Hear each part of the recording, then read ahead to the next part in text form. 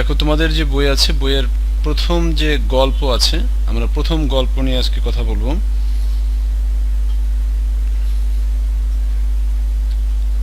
প্রথম গল্প হচ্ছে তোমার অতিথির স্মৃতি। আমরা তোমাদেরকে সিলেবাস নিয়ে আগে কথা বলেছি, সিলেবাস নিয়ে কথা বলা হয়েছে, তারপরে বাংলা সেকেন্ড পেপার নিয়েও ক্লাস হয়েছে। তো প্রথম যে গল্প সেটা হচ্ছে অতিথির স্মৃতি, শরৎচন্দ্র চট্টোপাধ্যায়। আমরা এখান থেকে স্টার্ট করব। তো প্রথমে যেটা হচ্ছে, তোমরা ভালো করে জানো যে কোনো গল্প কিংবা হচ্ছে কবিতা যদি পড়তে হয় তাহলে আমরা প্রথমে যেটা স্টার্ট করি সেটা হচ্ছে তোমার শব্দার্থগুলো ভালো করে পড়ে নিতে হয়। কারণ শব্দার্থগুলো যদি ভালো করে পড়ে না নাও তাহলে সেই গল্প কিংবা কবিতা বুঝতে সমস্যা হয়। অনেক সময় দেখা যাচ্ছে যে আমরা শব্দের অর্থ বলে দিচ্ছি, তোমরা হয়তো বা মনে রাখতে পারবে না, এই জন্য শব্দ অর্থগুলো যদি আগে পড়ে নাও তাহলে তোমার জন্য সুবিধা হবে। তো আমরা সেখান থেকে শুরু করছি। দেখো, সবাই বই সাথে রাখবে এবং হচ্ছে কলম রাখবে সাথে, কারণ আমরা যেখানে যেখানে আন্ডারলাইন করব সেই জায়গাগুলো অবশ্যই আন্ডারলাইন করে নিতে হবে। দেখো, প্রথমে আছে ভজন। ভজন একটা শব্দ আছে, এই শব্দটা পরীক্ষায় আসবে। জেএসসি পরীক্ষা, এটা পরীক্ষায় এসেছে দুইভাবে। এমসিকিউ আকারেও এটা পরীক্ষায় আসতে পারে, আবার তোমার হচ্ছে যে সৃজনশীল প্রশ্নের কয়ের যে প্রশ্ন আছে সেখানেও এটা পরীক্ষায় আসতে পারে। আর তোমরা নিশ্চয়ই জানো যে শব্দার্থ এবং হচ্ছে টিকা দুটো বিষয়। শব্দার্থ হচ্ছে কোনো শব্দের যে মিনিং যেটাকে বলি আমরা, সেটাকে বলে তোমার হচ্ছে শব্দার্থ, মিনিং যেটা। আর টিকা হচ্ছে যে কোনো একটা শব্দের নির্দিষ্ট করে অর্থ নয়, ওই শব্দটা সম্পর্কে তোমার হচ্ছে কোনো ইনফরমেশন দেয়াটা হচ্ছে মূলত টিকা। তো এখন দেখো যে ভজন যদি আমরা বলি তাহলে ভজনের যেটা দাঁড়াচ্ছে সেটা হচ্ছে ঈশ্বর বা দেবদেবীর স্তুতি বা মহিমা কীর্তন বলা হয় থাকে। তো এখন দেখো, স্তুতি মানে হচ্ছে প্রশংসা করা, দেবদেবীর যে প্রশংসা করা, দেবদেবীর এটাকে বলা হয় তোমার হচ্ছে স্তুতি। স্তুতি শব্দের অর্থই হচ্ছে প্রশংসা করা। একজন বলছো অতিথির স্মৃতি তার পড়া হয়ে গেছে, ওকে, ভেরি গুড। তো ঈশ্বর বা দেবদেবীর যে স্তুতি বা হচ্ছে প্রশংসা করা কিংবা হচ্ছে মহিমা কীর্তন করা, সেটাকে মূলত বলা হয় ভজন। আর এক অর্থে বলতে পারো প্রার্থনামূলক গান। তো যেটাই হোক, পরীক্ষায় যদি আসে তাহলে সেক্ষেত্রে তুমি এটাও দিতে পারবে, আবার তোমার হচ্ছে এটাও আনসার করতে পারবে, যে কোনো একটা দিলেই হবে, প্রার্থনামূলক গান। দোর শব্দের অর্থ হচ্ছে দুয়ার বা দরজা, বাড়ির যে ফটক সেটাকে মূলত বলা হয়েছে দোর। কুঞ্জ শব্দের অর্থ হচ্ছে লতায় পাতায় আচ্ছাদিত যে বৃত্তাকার স্থান বা হচ্ছে উপবন, অর্থাৎ পুরোপুরি বন বলা যাবে না, বনের মতোই আর কি, সেটাকে মূলত বলা হয় কুঞ্জ। লতা পাতায় আচ্ছাদিত, অর্থাৎ চারদিকে লতা পাতায় ঘেরা বৃত্তাকার স্থান, বৃত্তা মানে তো বুঝতেই পারছো সার্কেল যেটাকে আমরা বলে থাকি, সেটাকে মূলত বলা হয় বৃত্ত। তো এই বৃত্তের মতো কোনো স্থান বা গোল কোনো স্থান, সেটাকে মূলত বলা হয়েছে কুঞ্জ।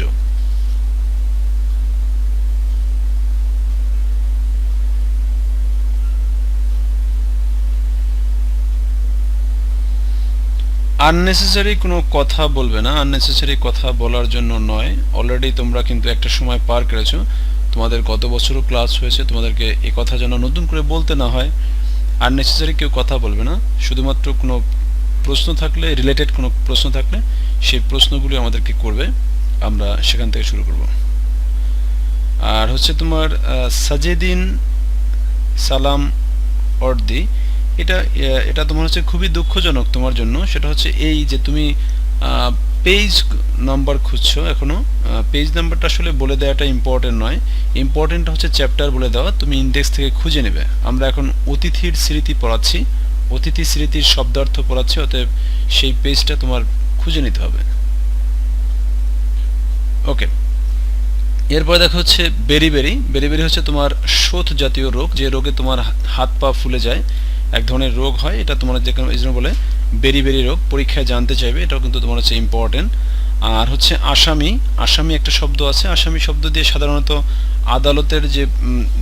আদালতের যে রায় যেটাকে আমরা বলে থাকি, বা কোনো অপরাধের দায়ে যদি অভিযুক্ত কোনো ব্যক্তি, সেই ব্যক্তিকে সাধারণত আসামি বলা হয়। আদালতে যদি তোমার হচ্ছে কোনো ব্যক্তি অপরাধের দায়ে অভিযুক্ত হয় তখন তাকে আসামি বলে। কিন্তু এখানে রোগাক্রান্তদেরকে আসামি বোঝানো হয়েছে। রোগাক্রান্তদের আসামি বোঝানোর কারণ হচ্ছে আসামিরা যেরকম হচ্ছে লুকিয়ে থাকে, নিজেকে লুকিয়ে রাখার চেষ্টা করে, আর রোগাক্রান্ত যদি হয়, যেই রোগের কথা মূলত বলা হয়েছে যে বেরি যে রোগ, সেই রোগের কারণে তারা এই হাত পা যে ফোলা সেটাকেও লুকিয়ে রাখতে চেষ্টা করে, সেই জন্য সেই দিক থেকে এদেরকে আসামি বলা হয়েছে। তারা মূলত হচ্ছে আদালতে কোনো অপরাধের দায়ে অভিযুক্ত নয়, মূলত হচ্ছে ওই যে রোগ হওয়ার কারণে এই যে ক্ষত স্থান কিংবা হচ্ছে তোমার আক্রান্ত স্থানটাকে লুকিয়ে রাখার যে চেষ্টা যে করে, সেই জন্য তাদেরকে আসামি বলছে। আর দেখো হচ্ছে পাণ্ডুর শব্দের অর্থ হচ্ছে ফ্যাকাশে। মালি হচ্ছে মালা রচনাকারী বা হচ্ছে মালাকর। আর এখানে তোমার হচ্ছে মালা রচনাকারী তাকে মালি বলে, আবার অন্য দিক থেকে তোমার হচ্ছে যে বাগানে কাজ করে তাকে মালি বলে। আবার হচ্ছে কোথাও কোথাও আছে যে বেতনের বিনিময়ে যে বলছে যে বাগানে নিযুক্ত ব্যক্তি, এখন কাজ করে সে অর্থে বলতে পারো, কিংবা হচ্ছে পাহারা দেয় সে অর্থে বলতে পারো। তো এদেরকে মূলত মালি বলা হয়। আর এমনিতে মালা যে তৈরি করে তাকেও মালি বলে। এরপরে দেখো মালিনী হচ্ছে মালির যে স্ত্রী, তাকে বলা হয়েছে মালিনী।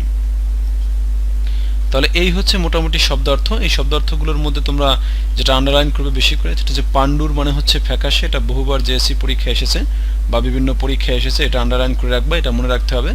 আর হচ্ছে তোমার বেরি সম্পর্কে মনে রাখতে হবে, কারণ সেটা হচ্ছে শোথ জাতীয় রোগ, যাতে হাত পা ফুলে যায়, এটা মনে রাখতে হবে। আর হচ্ছে ভজন শব্দের অর্থ, এগুলো হচ্ছে বেশি বা ভালো করে মনে রাখবে। আর বাকিগুলো মনে রাখবে, বাট এই কয়টা হচ্ছে খুব ইম্পর্টেন্ট, এগুলো অনেকবার পরীক্ষায় এসেছে।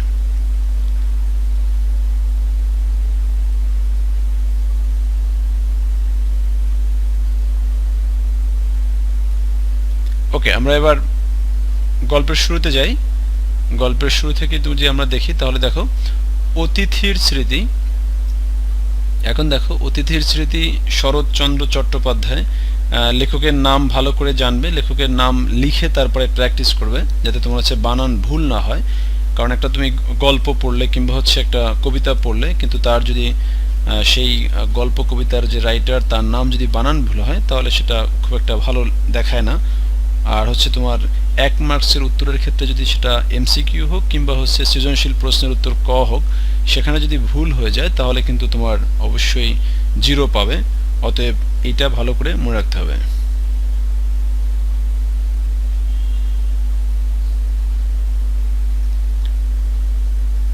চিকিৎসকের আদেশে দেওঘরে এসেছিলাম বায়ু পরিবর্তনের জন্য। দেওঘর হচ্ছে একটা জায়গার নাম, সেখানে এসেছে লেখক বা গল্প কথক, সেখানে এসেছে বলছে বায়ু পরিবর্তনের জন্য। বায়ু পরিবর্তনের জন্য বলতে সাধারণত বোঝানো হয়ে থাকে যে মূলত আগেকার সময়, এখন আর ডাক্তাররা সাধারণত সেরকম কথাবার্তা বলেন না, আগে যারা ডাক্তার ছিলেন কিংবা হচ্ছে যারা চিকিৎসা করতেন, তারা বলতেন যে একটা জায়গায় থেকে থেকে যখন মানুষ অসুস্থ হয়ে যায়, তখন তাকে বলতেন একটু অন্য কোনো পরিবেশে বা অন্য কোনো জায়গায় গিয়ে সেখানকার বাতাস কিংবা হচ্ছে এটা যদি গ্রহণ করে, তাহলে কিছুটা হলেও রোগ মুক্তি লাভ করতে পারে বা রোগ মুক্তি লাভ করে, এরকম একটা কথা।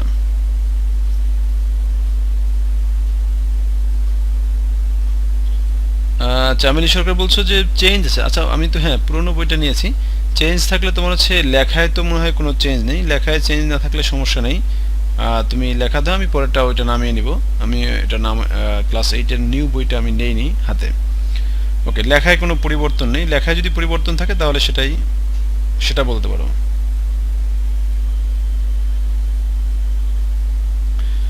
ওকে, বলছে বায়ু পরিবর্তনে সাধারণত যা হয় সে লোকে জানেও আবার আসেও। একথার মানে হচ্ছে তোমার বায়ু পরিবর্তনে আসলে তোমার হচ্ছে যদি অ্যাকচুয়াল অর্থে আমরা চিন্তা করি, তাহলে তোমার হচ্ছে কোনো চিকিৎসা বা হচ্ছে রোগ ভালো হয় না। আর এটা জানে, তারপরে তোমার হচ্ছে লোকজন তারপরেও যায়। আর বলছে আমিও এসেছি, অর্থাৎ লেখক বলছে যে আমি নিজেও এসেছি, এটা একটা বিষয়।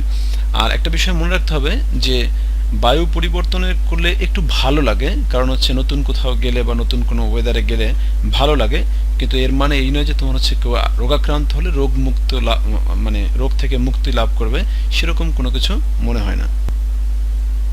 চামেলি সরকার বলছে লেখকের কি কিছু হয়েছিল? হ্যাঁ, লেখক অসুস্থ ছিলেন, সেই জন্য মূলত হচ্ছে চিকিৎসকের আদেশে সেখানে এসেছে, এটা মনে রাখতে হবে। আচ্ছা, এরপরে দেখো হচ্ছে বায়ু পরিবর্তনের জন্য যেটা বললাম। এরপরে দেখো প্রাচীর ঘেরা বাগানের মধ্যে একটা বড় বাড়িতে থাকি, এটা মনে রাখতে হবে। ও মাঝখান থেকে ওই লাইনটুকু বাদ গিয়েছে, অর্থাৎ তোমার হচ্ছে বায়ু পরিবর্তনে কি হয় মানুষ জানে, আবার তোমার হচ্ছে বলছে তারপরে আসেও, ওই লাইনটুকু নেই। ওকে, শুধু এটুকুই দেখো, চিকিৎসকের আদেশে দেওঘরে এসেছিলাম বায়ু পরিবর্তনের জন্য। বায়ু পরিবর্তনের কথা বলেছি, কি কারণে হয় সেটাও বলেছি। এরপরে দেখো বলছে প্রাচীর ঘেরা বাগানের মধ্যে থাকি, চারদিকে প্রাচীর দেয়া আছে বা ওয়াল বা দেয়াল যেটাই বলো না কেন সেটা দেয়া আছে, জন্য বলছে প্রাচীর ঘেরা বাগানের মধ্যে একটা বড় বাড়িতে থাকি। আর হচ্ছে তোমার রাত্রি 3টে, এটা মনে রাখবে, এটা পরীক্ষায় আসবে, অনেকবার এসেছে পরীক্ষায়। রাত্রি 3টে থেকে কোথাও কাছে কোথাও একজন গলা ভাঙ্গা একঘেয়ে সুরে ভজন শুরু করে, অর্থাৎ 3টে থেকে ভজন শুরু করে। ভজন হচ্ছে বলছিলাম যে ধর্মীয় কিছু গান আছে এখানে, বিশেষ করে সনাতন ধর্মের কিংবা হচ্ছে হিন্দু ধর্মের যে দেবদেবীর স্তুতি বা মহিমা কীর্তনের জন্য যে তোমার গানগুলো গাওয়া হয় সেগুলোকে মূলত বলা হয়েছে ভজন। তো সেই ভজন শুরু করে, এরপরে বলছে ঘুম ভেঙে যায়, দোর খুলে বারান্দায় এসে বসি। ধীরে ধীরে রাত্রি শেষ হয়ে আসে, পাখিদের আনাগোনা শুরু হয়, দেখতাম ওদের মধ্যে সবচেয়ে ভরে ওঠে দোয়েল। এটা মনে রাখতে হবে, পরীক্ষায় আসবে, কারণ হচ্ছে এটা পরীক্ষায় এসেছে এর আগেও, তো এটা মনে রাখবে। অন্ধকার শেষ না হতেই তাদের গান আরম্ভ হয়, তারপরে একটি দুটি করে আসতে থাকে বুলবুলি, শ্যামা, শালিক, টুনটুনি। পাশের বাড়ির আম গাছে, এ বাড়ির বকুল কুঞ্জে, তাহলে হচ্ছে পাশের বাড়ির যে গাছটার কথা বলা হচ্ছে সেটা হচ্ছে আম গাছ, আর এ বাড়ির মানে হচ্ছে যে বাড়িতে তিনি থাকেন সে বাড়ির হচ্ছে বকুল কুঞ্জে, তারপর হচ্ছে মানে বকুল ফুল গাছ। এরপরে হচ্ছে তোমার পথের ধারে অশ্বত্থ গাছের মাথায়। অশ্বত্থ গাছ বলতে বোঝানো হয়ে থাকে যেটা হচ্ছে বট জাতীয় গাছ, অর্থাৎ বট গাছের মতোই এক ধরনের গাছ, এটাকে বলা হয় অশ্বত্থ গাছ। এ গাছের মাথায় সকলকে চোখে দেখতে পেতাম না, কিন্তু প্রতিদিন ডাক শোনার অভ্যাসে মনে হতো যেন ওদের প্রত্যেককেই চিনি। এখানে বিষয়টা হচ্ছে যে পাখিগুলো যেহেতু আশেপাশের পাখি, এই জন্য প্রতিদিন সকালে তারা হচ্ছে ডাকে এবং হচ্ছে তারা গান গায় কিংবা হচ্ছে চিৎকার চেঁচামেচি করে সকালবেলা উঠে। তো লেখক বলছেন যে ওদেরকে সকলকে চোখে দেখতে পেতাম না, কিন্তু শব্দগুলো কিংবা ওদের ডাক শুনে বুঝতে পারতাম যে মনে হয় ওদের প্রত্যেকেই চিনি। তাহলে এগুলো একটু মনে রাখবে, অশ্বত্থ গাছ, বকুল কুঞ্জে, তারপরে তোমার হচ্ছে আম গাছ, এগুলো মনে রাখবে।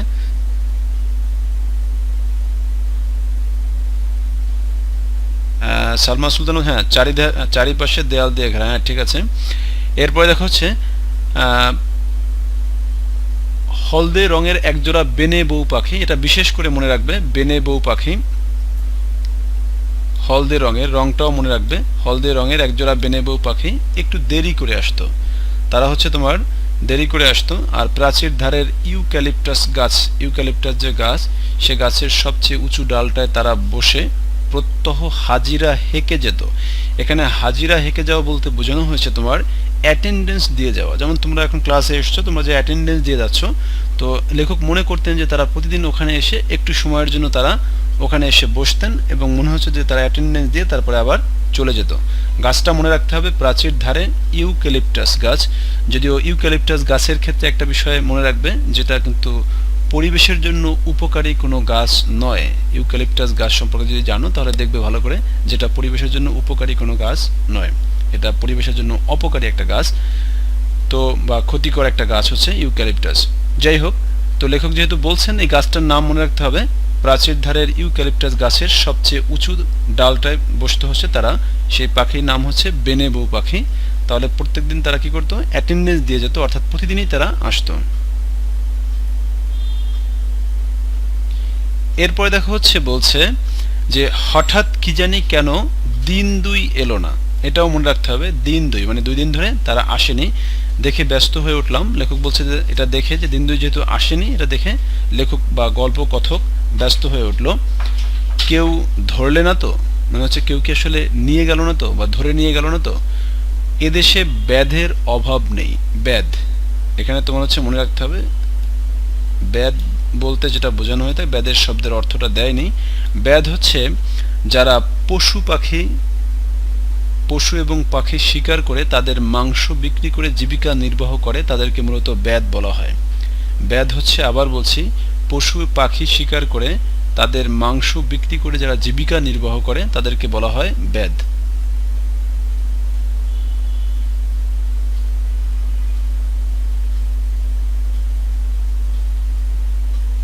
ইউক্যালিপটাস, অধরা আরোহী বলছো যে পথের ধারে পথের ধারে ইউক্যালিপটাস, কেন কোনো সমস্যা হচ্ছে এটার প্রোনাউন্সিয়েশনে বাবা? ওকে, তারপরে দেখো হচ্ছে তোমার যেটা বলছিলাম, পাখি চালান দেওয়াই হচ্ছে তাদের ব্যবসা। এই যে চালান দেওয়া মানে হয়তো বুঝতে পেরেছো, যে বিক্রি করা কিংবা হচ্ছে কাউকে মানে ব্যবসা করা, সেজন্য বলছে চালান দেওয়াই তাদের ব্যবসা। কিন্তু 3 দিনের দিন আবার ফিরে আসতে, যে দেখো 3 দিনের দিন আবার দুটোকে ফিরে আসতে দেখে মনে হলো সত্যিকারের একটা ভাবনা ঘুচে গেল। এটা খুব ভালো করে আন্ডারলাইন করে নেবে, এটা 2 মার্কসের জন্য পরীক্ষায় আসবে, ঠিক আছে? এটা খ এর জন্য পরীক্ষায় আসবে, পরীক্ষায় এসেছে একাধিকবার। তো এরপরে দেখো হচ্ছে বলছে যে সত্যিকারের একটা ভাবনা ঘুচে গেল। এখন এই যে সত্যিকারের একটা ভাবনা ঘুচে গেল, এটা যদি পরীক্ষায় আসে তাহলে এটার উত্তর কি হবে? এটার উত্তরটা কিন্তু শুরু হবে তোমার যে প্রতিদিন সকালে লেখক দেখতেন যে একজোড়া বেনেবু পাখি প্রাচীর ধারের ইউক্যালিপটাস গাছে প্রতিদিন আসতো, এবং হঠাৎ দিন 2 যখন এলো না, তখন লেখক মনে করেছিলেন তাকে কোনো ব্যাধ হয়তো শিকার করে নিয়ে গিয়েছে। কিন্তু 3 দিনের দিন যখন পাখি দুটোকে ফিরে আসতে দেখলেন, তখন তার যে চিন্তা হয়েছিল পাখি দুটোকে নিয়ে বা পাখি জোড়াকে নিয়ে, সেই চিন্তা থেকে তিনি মুক্তি পেলেন। সেজন্যই বলছেন যে সত্যিকারের একটা ভাবনা ঘুচে গেল।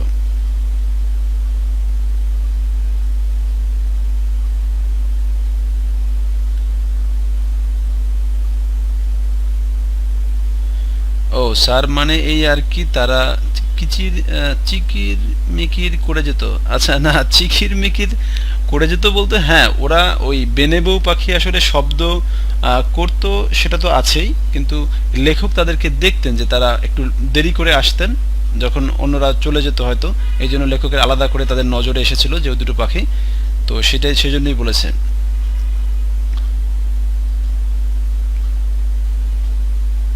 Important line will come in the exam. হ্যাঁ, এক্সামে অবশ্যই আসবে, সেটা তো বারবার বলছি।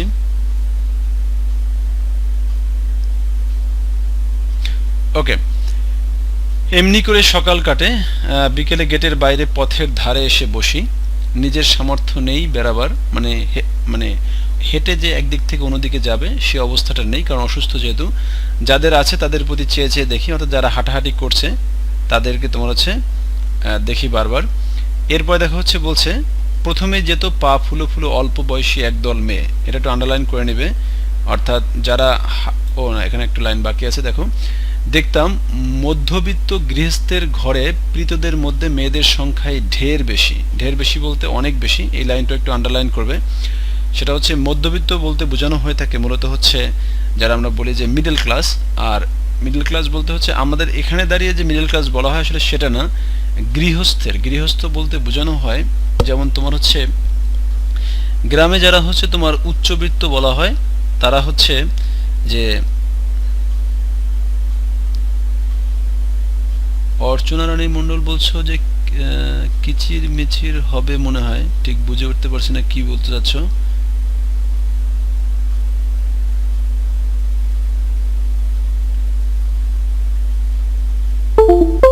আচ্ছা, মজার, নাবিল মনি বলছে মজার জন্য লিখেছো, আচ্ছা ঠিক আছে, ওকে। এরপরে দেখো হচ্ছে যেটা বলছিলাম যে এখানে মধ্যবিত্ত, গ্রামে যদি উচ্চবিত্ত বলতে বোঝানো হয় তাদের হচ্ছে তোমার অনেক জমি থাকে, তারা জমিতে নিজেদের জমিতে অন্যরা চাষ করে তাদেরকে ফসল দিয়ে যায় এবং তাদের অনেক ফসল থাকে, তখন তাদেরকে মূলত বলা হয় উচ্চবিত্ত। আর মধ্যবিত্ত হচ্ছে তাদের অল্প কিছু জমি থাকে এবং তাদের যে বছরে যে ধান চাল এগুলোর দরকার হয়, তারপর হচ্ছে অন্যান্য ফসলের দরকার হয়, তারা মোটামুটি তাদের এই জমির থেকে যে ফসল আসে তা দিয়ে তারা মোটামুটি চলতে পারে, এই জন্য এদেরকে বলা হয় মধ্যবিত্ত গৃহস্থ, গ্রামের দিক থেকে আর কি। তো বলছে মধ্যবিত্ত গৃহস্থের ঘরের যে পীড়িত বা হচ্ছে অসুস্থ যারা আছে, এই অসুস্থদের মধ্যে মেয়েদের সংখ্যাই হচ্ছে অনেক বেশি, মানে অসুস্থদের মধ্যে মেয়েরাই বেশি। এরপরে দেখা হচ্ছে প্রথমে যেত পা ফুলো ফুলো অল্প বয়সী একদল মেয়ে, এটা একটু মনে রাখতে হবে, পা ফুলো ফুলো একদল অল্প বয়সী মেয়ে। বুঝতাম এরা বেরি বেরির আসামি। এখন দেখো এই যে বেরি বেরির আসামি বলতে বোঝানো হয়েছে, ভালো করে লক্ষ্য করবে কেন তাদেরকে আসামি বলছে। আমি আগেই বলেছিলাম আসামি শব্দের অর্থ হচ্ছে আদালতের রায়ে অভিযুক্ত বা আদালতের দ্বারা অভিযুক্ত কোনো অপরাধী, তাদেরকে বলা হয় আসামি। আর এখানে তোমার হচ্ছে বেরি বেরি হচ্ছে হাত পা ফুলে যাওয়া এক ধরনের রোগ। গৃহস্থ কি স্যার বুঝলাম না, আবার বলছি, গৃহস্থ ভালো করে বুঝে নাও। গৃহস্থ হচ্ছে গ্রামে যেসব মানুষজন তাদের যে জমি থাকে সেই জমিতে ফসল যে ফলে বা ফসল ফলিয়ে সেখানে চাষবাস করে তারপরে তা থেকে যে ফসল পায় তা দিয়েই তাদের জীবিকা নির্বাহ হয়, অর্থাৎ তারা চাকরি করে না বা অন্য কোনো কাজ করে না, তারা ফসল ফলিয়ে তাদের জীবিকা নির্বাহ করে, এদেরকেই মূলত বলা হয় গৃহস্থ। এখন এই গৃহস্থর মধ্যে তোমার হচ্ছে ভাগ আছে, কেউ মধ্যবিত্ত গৃহস্থ আছে, কেউ হচ্ছে উচ্চবিত্ত গৃহস্থ আছে। উচ্চবিত্ত গৃহস্থ বলতে বোঝানো হয় তার যতটুকু তোমার হচ্ছে ফসল দরকার হয় সারা বছর ধরে, তার থেকেও যদি তার অনেক বেশি ফসল হয়, তার যদি অনেক জমি থাকে, অনেক বেশি ফসল হয়, তারা হচ্ছে উচ্চবিত্ত। আর মধ্যবিত্ত গৃহস্থ বলতে বোঝানো হয়েছে যে তোমার হচ্ছে তাদের মোটামুটি যে ফসল হয় তা দিয়ে তাদের কোনো মতে বছর চলে যায় আর কি, এই জন্য বলা হয়েছে মধ্যবিত্ত গৃহস্থ। তো এখন ঢাকা কিংবা হচ্ছে আমাদের এই বর্তমান সময়ের কথা যদি চিন্তা করো, তাহলে সে অর্থে তাদেরকে এক ধরনের গরিব কিংবা হচ্ছে খেটে খাওয়া মানুষ হিসাবে আমরা বলতে পারি, যদি ওইভাবে চিন্তা করো আর কি। কিন্তু বাট এলাকার হিসাবে, গ্রামের মধ্যে হিসাবে এটা আবার একটু অন্যরকম।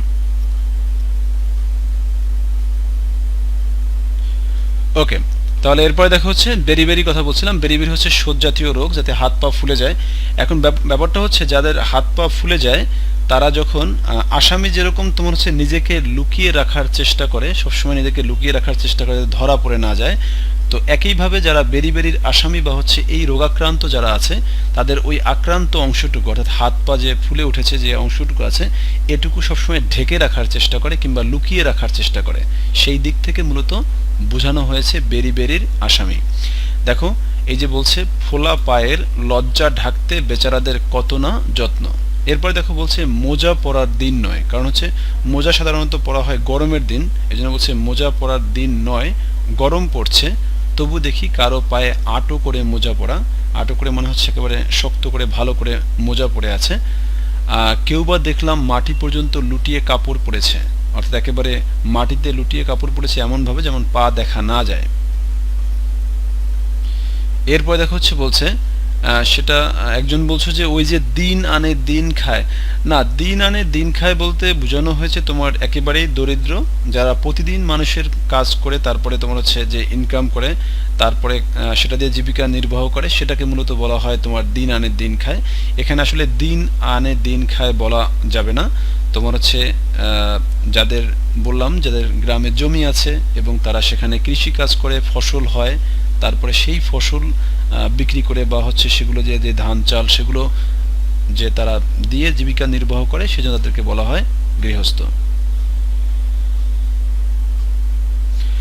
এরপরে দেখা হচ্ছে বলছে এই যে রনি স্যার ভালো বলছেন যে গ্রামের অবস্থা সম্পন্ন, যে বললাম বসত জমি আছে, টাকা পয়সা আছে, এরকম ব্যক্তি। ওকে, তারপরে দেখো যে বলছে যে সেটা পথ চলার বিঘ্ন।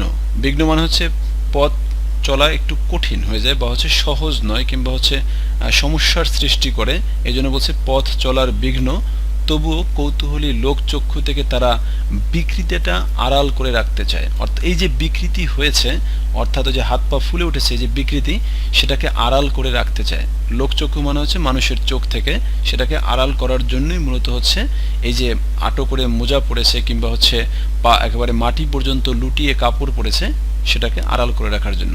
আর এই কারণেই তাদেরকে মূলত বেরিবেরির আসামি বলা হয়েছে। এই বেরিবেরির আসামি কিন্তু তোমার হচ্ছে 2 মার্কসের জন্য পরীক্ষায় আসতে পারে, তখন কিন্তু তোমাকে এই পর্যন্ত লিখতে হবে, অর্থাৎ বিকৃতিটা আড়াল করে রাখতে চায়, সেই জন্যই মূলত হচ্ছে তারা এই লুকিয়ে রাখা কিংবা আড়াল করে রাখার কারণেই মূলত বেরিবেরির আসামি বলা হয়েছে। এরপরে দেখো বলছে আর সবচেয়ে দুঃখ হতো আমার একটি দরিদ্র ঘরের মেয়েকে দেখে। এটা কিন্তু দেখো কিন্তু এই যে বলছে দরিদ্র ঘরের মেয়ে, এখানে কিন্তু গৃহস্থ ঘরের মেয়ে বলে নেই, দরিদ্র ঘরের মেয়েকে দেখে সে একলা যেত, সঙ্গে আত্মীয় স্বজন নেই, শুধু 3টি ছোট ছোট ছেলে মেয়ে। এটা আন্ডারলাইন করবে, পরীক্ষায় আসবে। 3টি ছোট ছোট ছেলে মেয়ে, বোধ করি 24 বয়স, মানে বয়স বোধ করি 24-25, তাহলে বয়সটা মনে রাখতে হবে, এটা পরীক্ষায় আসবে। তার বয়স হচ্ছে 24 বা 25। এরপরে বলছে কিন্তু দেহ যেমন শীর্ণ, শীর্ণ শব্দের অর্থ হচ্ছে একেবারেই তোমার হচ্ছে রোগাক্রান্ত হলে মানুষের যেরকম একেবারে শরীরে মানে হাড় দেখা যায় যেরকম অবস্থা, চিকন কিংবা হচ্ছে শুকিয়ে যায়, সেই জন্য বলছে শীর্ণ। আর মুখ তেমন পাণ্ডুর, পাণ্ডুর শব্দের অর্থ হচ্ছে ফ্যাকাশে, কোথাও যেন এতটুকু রক্ত নেই। অর্থাৎ রক্ত শূন্যতা হলে এরকম অবস্থা দেখা যায়, ফ্যাকাশে হয়ে যায় চেহারা, এই জন্য বলছে পাণ্ডুর। অর্থাৎ দেহ যেমন শীর্ণ, মুখ তেমনি পাণ্ডুর। শক্তি নেই নিজের দেহটাকে টানবার, তবু সবচেয়ে ছোট ছেলেটি তার কোলে। ছোট ছেলেটি হচ্ছে তার কোলে, কারণ সে তো আর হাঁটতে পারে না। অথচ ফিরে আসবারও ঠাঁই নেই, কি ক্লান্তই না মেয়েটির চোখের চাহনি। এটাও আন্ডারলাইন করবে, এটা বহুবার পরীক্ষায় এসেছে, জেএসসি পরীক্ষায় এসেছে। আর তোমাদেরকে একটু বলে নেই, আগেও মনে হয় আমি এই কথাটা বলেছিলাম, যখনই আমরা বলবো যে তোমার হচ্ছে পরীক্ষায় আসবে, পরীক্ষা মানে তোমার হচ্ছে জেএসসি পরীক্ষা, আর জেএসসি পরীক্ষায় যে প্রশ্নগুলো আসে সাধারণত স্কুলের বিভিন্ন পরীক্ষায় সেই প্রশ্নগুলি বেশি ইম্পর্টেন্ট, সেই প্রশ্নগুলি দেওয়া হয়। তো অতএব পরীক্ষায় আসা মানে তুমি মনে রাখবে যে জেএসসি পরীক্ষার কথা বলা হয়েছে। তো এটা ক্ষয়ের উত্তর কিন্তু তোমার হচ্ছে আসবে, খ লিখে নিবে এটা, কি ক্লান্তই না মেয়েটির চোখের চাহনি। তো যখন এটা তোমার হচ্ছে লিখতে হবে তখন কিন্তু তোমাকে এই যে উত্তরটা কিন্তু এখান থেকে দেয়া আছে, এই যে দরিদ্র ঘরের মেয়েকে দেখে গল্প কথকের বা লেখকের যে তোমার হচ্ছে দুঃখ হতো সেখান থেকে বর্ণনা করতে হবে, এবং তোমাকে বলতে হবে ছোট ছোট 3টা ছেলে মেয়ে নিয়ে সে যাচ্ছে, আত্মীয় স্বজন নেই, এবং তার দেহ যেমন হচ্ছে শীর্ণ, মুখ তেমন পাণ্ডুর, বা এখানে তুমি ফ্যাকাশেও বলতে পারো। না স্যার বলছে সব বই থেকে থাকবে, সব বই থেকে। আশরা বলো তো কি আশরা, হ্যাঁ ঠিকই তো বলছি নাম। আচ্ছা তুমি একটু বলো, আবার বলছো বই থেকে থাকবে, কি প্রশ্ন বই থেকে থাকবে সেটা বলছো?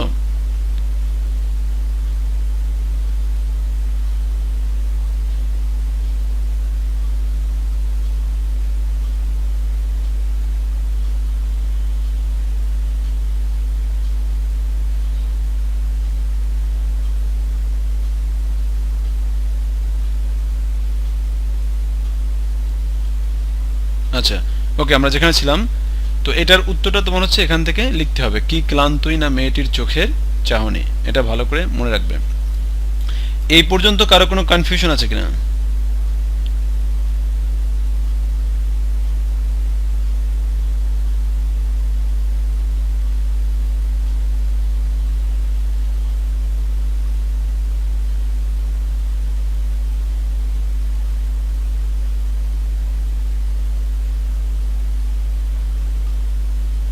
শব্দ অর্থের কথা বলেছো? শব্দের অর্থ, হ্যাঁ, যা কিছুই তোমার হচ্ছে বইয়ের মধ্যে যে ইনফরমেশন দেয়া আছে সেই ইনফরমেশনগুলোই পরীক্ষায় আসবে। এই ইনফরমেশনের বাইরে তোমাদের জন্য পরীক্ষায় কোনো কিছু আসবে না, এটা কনফার্ম। এখন তোমার হচ্ছে ধরো এখানে একটা শব্দ দেয়া আছে, যে শব্দের অর্থটা তোমার হচ্ছে বইয়ের মধ্যে নেই, তাহলে শব্দ অর্থ আকারে সেই প্রশ্নটা আসবে না। আশা করি বুঝতে পেরেছো। এরপর দেখো পরে, সেদিন সন্ধ্যার তখনও দেরি আছে, দেখি জনকয়েক বৃদ্ধ ব্যক্তি ক্ষুধা হরণের কর্তব্যটা সমাধা করে যথাশক্তি দ্রুত পদেই বাসায় ফিরছেন।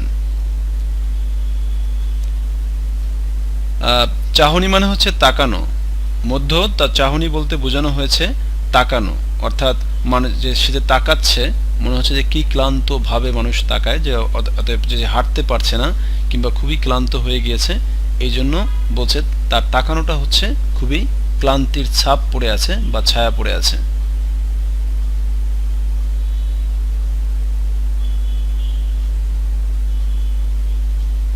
হ্যাঁ ফাতেমা সুনিয়া ঠিক বলেছ, তার চোখ অনেক ক্লান্ত দেখায় লেখকের কাছে, সেজন্য বলছে এটা। হ্যাঁ রাইট। নিব্রাস জোহেরা বলছো লাস্ট লাইন, লাস্ট লাইন বলতে কি, কি ক্লান্তই না মেয়েটির চোখের চাহনি। হ্যাঁ সেটাই বলছি, তাকে দেখে অনেক ক্লান্ত মনে হচ্ছে, ক্লান্ত মনে হওয়ার কারণে তার চোখের যে তাকানোটা, তাকানোটার মধ্যেই বোঝা যাচ্ছে সে অনেক ক্লান্ত, অসুস্থ, এবং হচ্ছে তোমার তার মানে শরীরে একেবারেই মাংস নেই, এই জন্য বলছে তোমার যে মানে হাড্ডি সার যেটাকে আমরা বলে থাকি সেটা, এই জন্য বলছে শীর্ণ, আর হচ্ছে মুখ ফ্যাকাশে, কারণ যেহেতু রক্ত শূন্যতায় ভুগছে সে, সেজন্য। ওকে দেখো এরপরে বলছে যে কয়েকজন ব্যক্তি ক্ষুধা হরণের কর্তব্যটা সমাধা করে। ক্ষুধা হরণ মানে হচ্ছে ক্ষুধা নিবারণ যেটা বলি আমরা, বা খাদ্যর জন্য যে কাজ করা, সেটার কর্তব্যটা সমাধা করিয়া যথাশক্তি দ্রুত পদেই বাসায় ফিরছেন। দ্রুত মানে খুব দ্রুতই তারা বাসায় চলে যাচ্ছেন। সম্ভবত এরা বাত ব্যাধিগ্রস্ত। বাত ব্যাধিগ্রস্ত মানে হচ্ছে এক ধরনের শরীরের বিভিন্ন স্থানে বা হচ্ছে জোড়ায় জোড়ায় যেটাকে আমরা বলি ব্যথা হয়, এটা এক ধরনের রোগ, এই জন্য বলছে বাত ব্যাধিগ্রস্ত। সন্ধ্যার পূর্বেই এদের ঘরে প্রবেশ করা প্রয়োজন, অর্থাৎ তাদের প্রয়োজনটা হচ্ছে তোমার সন্ধ্যার পূর্বেই ঘরে প্রবেশ করা প্রয়োজন। তাদের চলন দেখে ভরসা হলো, ভাবলাম যাই, আমিও একটু ঘুরে আসি, অর্থাৎ আমিও একটু ঘুরে আসি। অর্থাৎ যেহেতু তারাও অসুস্থ, তারা যেহেতু হাঁটছে, কাজ করছে, তো সেজন্য লেখকও মনে করলো সে একটু হেঁটে আসবে। সেদিন তোমার হচ্ছে ঘুরতে সে বেরিয়েছে। সেদিন পথে পথে অনেক বেড়ালাম, অন্ধকার হয়ে এলো, ভাবছিলাম আমি একাকী। হঠাৎ পেছনে চেয়ে দেখি একটি কুকুর আমার পেছনে চলেছে। বললাম, কিরে যাবি আমার সঙ্গে? অন্ধকার পথটায় বাড়ি পর্যন্ত পৌঁছে দিতে পারবি? মানে লেখক প্রশ্ন করছে। যদিও সাধারণত কুকুর তো আসলে কথা বলতে পারে না, কিন্তু তার অভিব্যক্তিগুলো আসলে মূলত হচ্ছে লেখক প্রকাশ করেছেন বা এই গল্পের মধ্যে বলেছেন। বলছে ক্ষুধাহরণ মানে কি, এটা কি তৌফিক করিম বলছো ক্ষুধাহরণ মানে হচ্ছে ক্ষুধা নিবারণ করা, খাদ্যের জন্য যে মানুষ কাজ করেছে সেজন্য বলছে ক্ষুধাহরণের কর্তব্যটা সমাধা করে। অর্থাৎ কর্তব্য তো হচ্ছে তোমার বাসায় যারা আছে বা নিজের জন্য খাবারের যে দরকার বা খাবার যে প্রয়োজন, এই খাবারটা সংগ্রহ করার কথা এখানে বলা হয়েছে। জনকয়েক বৃদ্ধ ব্যক্তি ক্ষুধাহরণের কর্তব্যটা সমাধা করে, অর্থাৎ তাদের যতটুকু খাবার দরকার সেটা নিয়ে তারপরে দ্রুত পদেই তারা বাসায় ফিরছেন।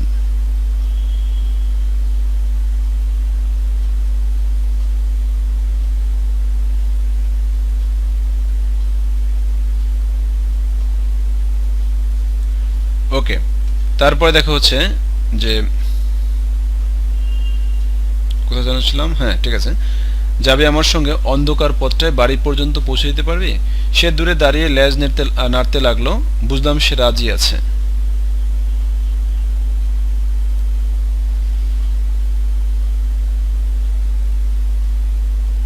একজন লিখেছ তোমার হচ্ছে,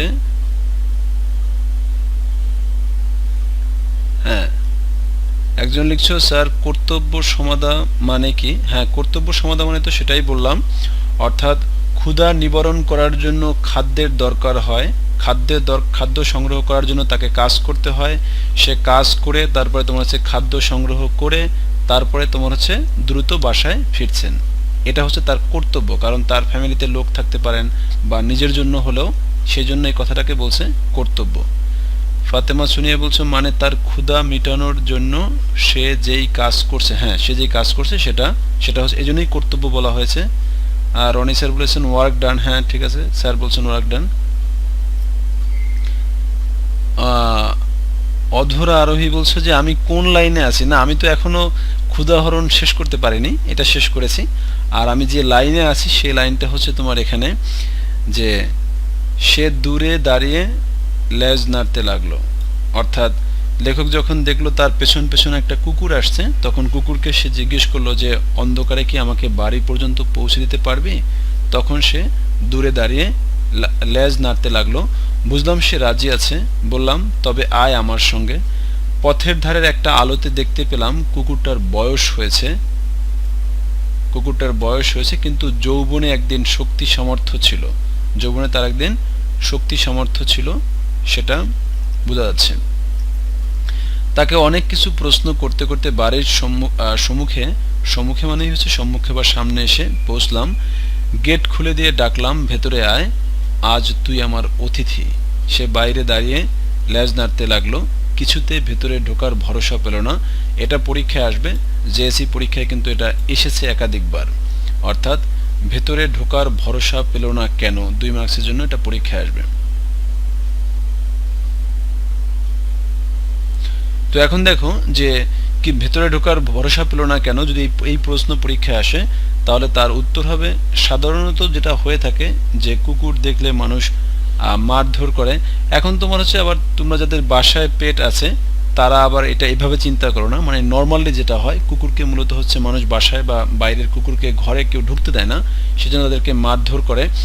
তো যেহেতু তোমার হচ্ছে লেখক এভাবে তাকে গেট খুলে দিয়ে ভেতরে ডাকছে, তো তো স্বাভাবিকভাবে অপরিচিত কোনো জায়গায় বা অপরিচিত কোনো বাসার মধ্যে কুকুর ঢুকে পড়বে না, কারণ তার ভয় আছে। সেই ভয় থেকেই কিন্তু তোমার হচ্ছে সে কোনো কিছুতেই ভেতরে ঢোকার ভরসা পাচ্ছে না।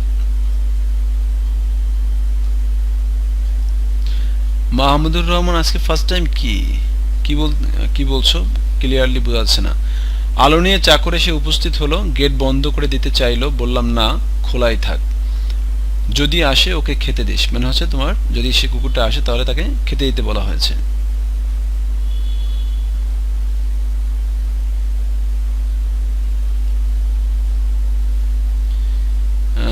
এটা জান্নাত আহমেদ কি লিখছো? বাত ব্যাধি, ওটা তো অনেক বাত ব্যাধিগ্রস্ত মানে কি আছে? বাত ব্যাধিগ্রস্ত বলেছিলাম যে শরীরে তোমার হচ্ছে এক ধরনের ব্যথা হয়, অনেক সময় জোড়ায় ব্যথা হয় কিংবা হচ্ছে হাত পায়ে এক ধরনের ব্যথা হয়, এটা এক ধরনের রোগ, সেটাকে মূলত বলা হয় বাত ব্যাধিগ্রস্ত। এরপর দেখো, ঘন্টাখানেক পরে খোঁজ নিয়ে জানলাম সে আসেনি, কোথায় চলে গেছে।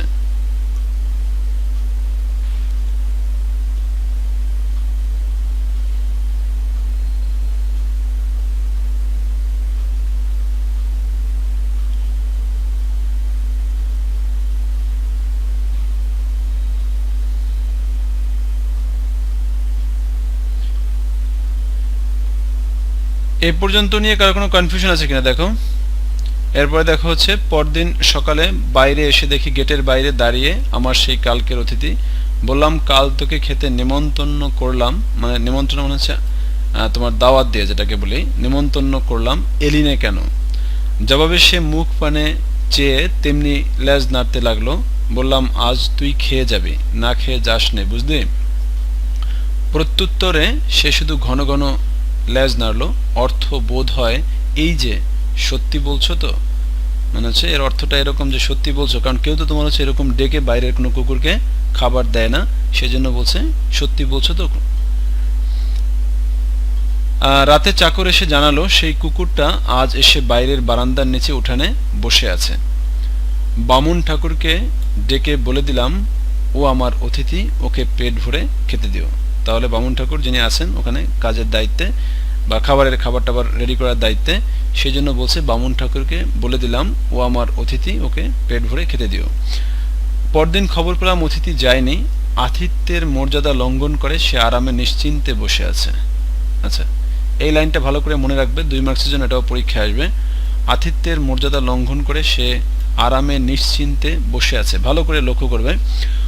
অতিথি যে আসবেন, অতিথি আবার চলে যাবেন, সেটাই তোমার হচ্ছে স্বাভাবিক ব্যাপার বা সাধারণ ব্যাপার। অতিথি আসবেন আবার অতিথি চলেও যাবেন। এখন অতিথি যদি না যায় তখন কিন্তু তার যে মর্যাদা সেটা কিন্তু আর থাকে না।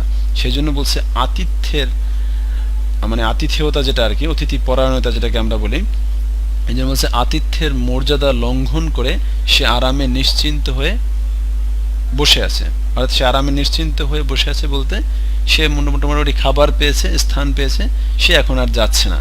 এই জন্য লেখক কথাটা বলছেন যে আতিথ্যের মর্যাদা লঙ্ঘন করে সে আরামে নিশ্চিন্ত হয়ে বসে আছে। হ্যাঁ, সার্ভেন্ট, বামুন ঠাকুর হচ্ছে সার্ভেন্ট বা চাকর। এখন দেখো, এই যে তোমার যেটা বলছিলাম যে আতিথ্যের মর্যাদা লঙ্ঘন করে সে আরামে নিশ্চিন্ত হয়ে বসে আছে। আচ্ছা, এই একজন বলছো ক্লাস শেষ হয়ে গেছে। হ্যাঁ, আরেকটু আছে, যাই হোক আজকে আর শেষ করা যাবে না, আমরা নেক্সট ক্লাসে এটা শেষ করে দিব। এখন দেখো এই পর্যন্ত কারো কোনো প্রবলেম আছে কিনা, যদি না থাকে তাহলে আমরা এখানে আজকে ক্লাস শেষ করব।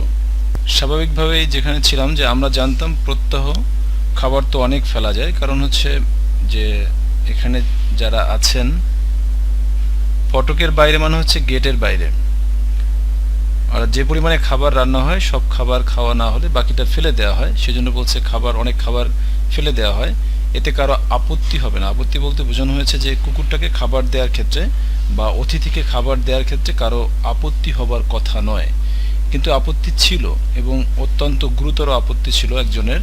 সে হচ্ছে আমাদের বাড়তি খাবারের যে প্রবল অংশীদার ছিল এ বাগানের মালিনী, মানে হচ্ছে মালির যে স্ত্রী, সে হচ্ছে তোমার এই খাবারটার প্রবল অংশীদার ছিল। অংশীদার বলতে বোঝানো হয়েছে সে আসলে খাবারটা নিয়ে যেত আর কি। এটা লেখক জানতেন না। তার বয়স কম, দেখতে ভালো, খাওয়ার সম্বন্ধে নির্বিকার চিত্ত। এখানে খাওয়া সম্বন্ধে আসলে তার কোনো বাজ বিচার নেই, সেজন্য বলছে নির্বিকার চিত্ত। সে সব কিছুই তোমার হচ্ছে খেতে পারে বা অনেক বেশি খেতে পারে, সেজন্য বলছে খাওয়ার সম্বন্ধে তার হচ্ছে নির্বিকার চিত্ত। আর যেহেতু তোমার হচ্ছে তার বয়স কম এবং দেখতে ভালো, সেজন্য চাকরদের দরদ তারপরেই বেশি। অর্থাৎ চাকররা যে খাবারটা যাদেরকে দিয়ে দেয়, সেই দিক থেকে তোমার হচ্ছে মালিনীকেই তারা খাবার দেয়, ওই অতিথি কিংবা কুকুরকে তোমার হচ্ছে কোনো খাবার দেয়নি। আর আমার অতিথি করে উপবাস। উপবাস মানে হচ্ছে না খেয়ে থাকা, সেটাকে মূলত বলা হয় উপবাস। বিকালে পথের ধারে গিয়ে বসি, দেখি অতিথি আগে থেকেই বসে আছে ধুলোয়। বেড়াতে বার হলে সে হয় পথের সঙ্গী। জিজ্ঞেস করি, হ্যাঁ অতিথি, আজ মাংস রান্নাটা কেমন হয়েছিল রে, হাড়গুলো চিবোতে লাগলো কেমন? সে জবাব দেয় ল্যাজ নেড়ে, কারণ কুকুর তো স্বাভাবিকভাবে তোমার হচ্ছে কথা বলতে পারে না, তাকে তোমার এই ল্যাজ নেড়েই জবাব দিতে হবে। একজন বলছো প্রত্যহ মানে, প্রত্যহ মানে হচ্ছে প্রতিদিন, প্রত্যহ মানে হচ্ছে প্রতিদিন।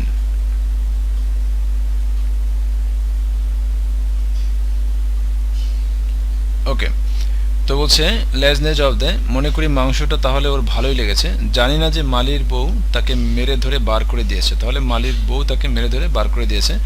বাগানের মধ্যে ঢুকতে দেয় না, তাই সম্মুখে পথের ধারে বসে কাটায়। অর্থাৎ বাসার সামনে যে পথের ধারে, সেখানে বসে কাটায়।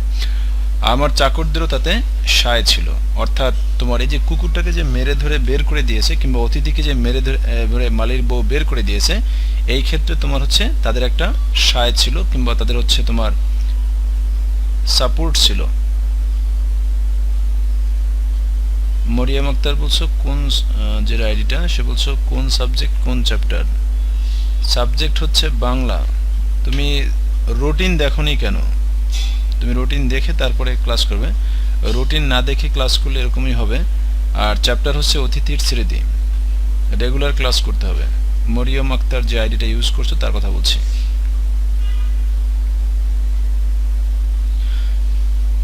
হঠাৎ শরীরটা খারাপ হলো, দিন দুই নিচে নামতে পারলাম না। এটা একটু আলাদা করে মনে রাখবে। বলছে দিন দুই নিচে নামতে পারেনি।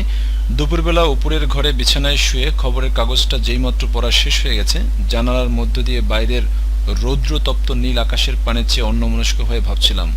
রৌদ্রতপ্ত আকাশ বলতে বোঝানো হয়েছে একেবারে প্রচণ্ড রোদ। তার এই জন্য বলছে। ওয়ালাইকুম আসসালাম, সিকান্দার আলী স্যার আছেন।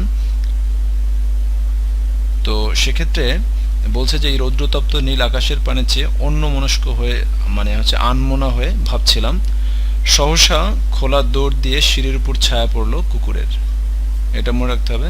তাহলে দরজা খোলার মানে এই দরজা দিয়ে সিঁড়ির উপর একটা কুকুরের ছায়া পড়লো।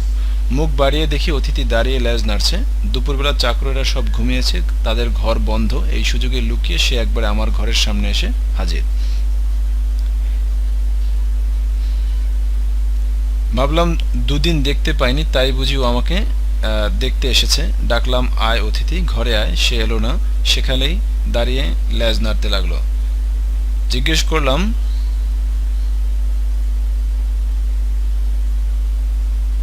খাওয়া হয়েছে তো রে, কি খেলি আজ? হঠাৎ মনে হলো ওর চোখ দুটো যেন ভিজে ভিজে, যেন গোপনে আমার কাছে কি একটা নালিশ ও জানাতে চায়। চাকরদের হাঁক দিলাম, মানে তাদেরকে ডাক দেওয়া হলো। ওদের দোর খোলার শব্দে অতিথি ছুটে পালালো। জিজ্ঞেস করলাম, হ্যাঁ রে, কুকুরটাকে আজ কেটে দিয়েছিস? আজ্ঞে না, মালি বউ ওরে তাড়িয়ে দিয়েছে যে। আজ তো অনেক খাবার বেঁচেছে, সেসব কি হলো? মালি বউ চেঁচে পুছে নিয়ে গিয়েছে। মানে হচ্ছে একেবারে পুরোটাই নিয়ে যাওয়াকে বলছে চেঁচে পুছে নিয়ে যাওয়া।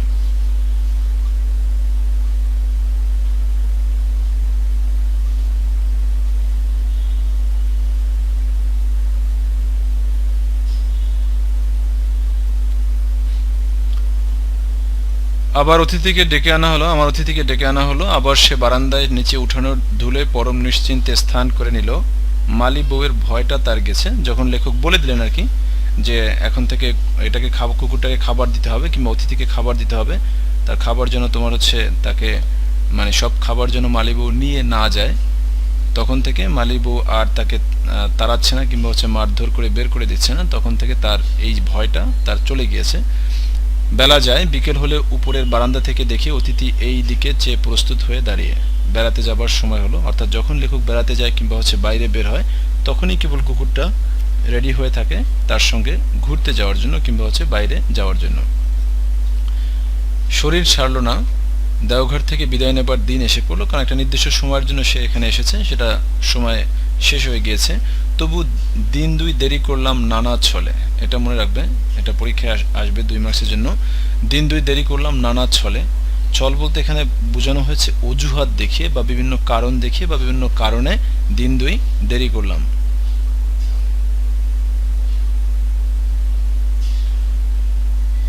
ফাহমিদ আক্তার বলছে মনে হয় মালি বউকে বের করে দিয়েছে লেখক। না, এরকম কিছু নয়, মালি বউকে বলে দেওয়া হয়েছে অতিথিকে যেন মারধর করা না হয় সেই জন্য। ওকে, আজ সকাল থেকে জিনিস বাদাবাদি শুরু হলো দুপুরের ট্রেন, কারণ দুপুরের ট্রেনেই লেখক চলে যাবেন।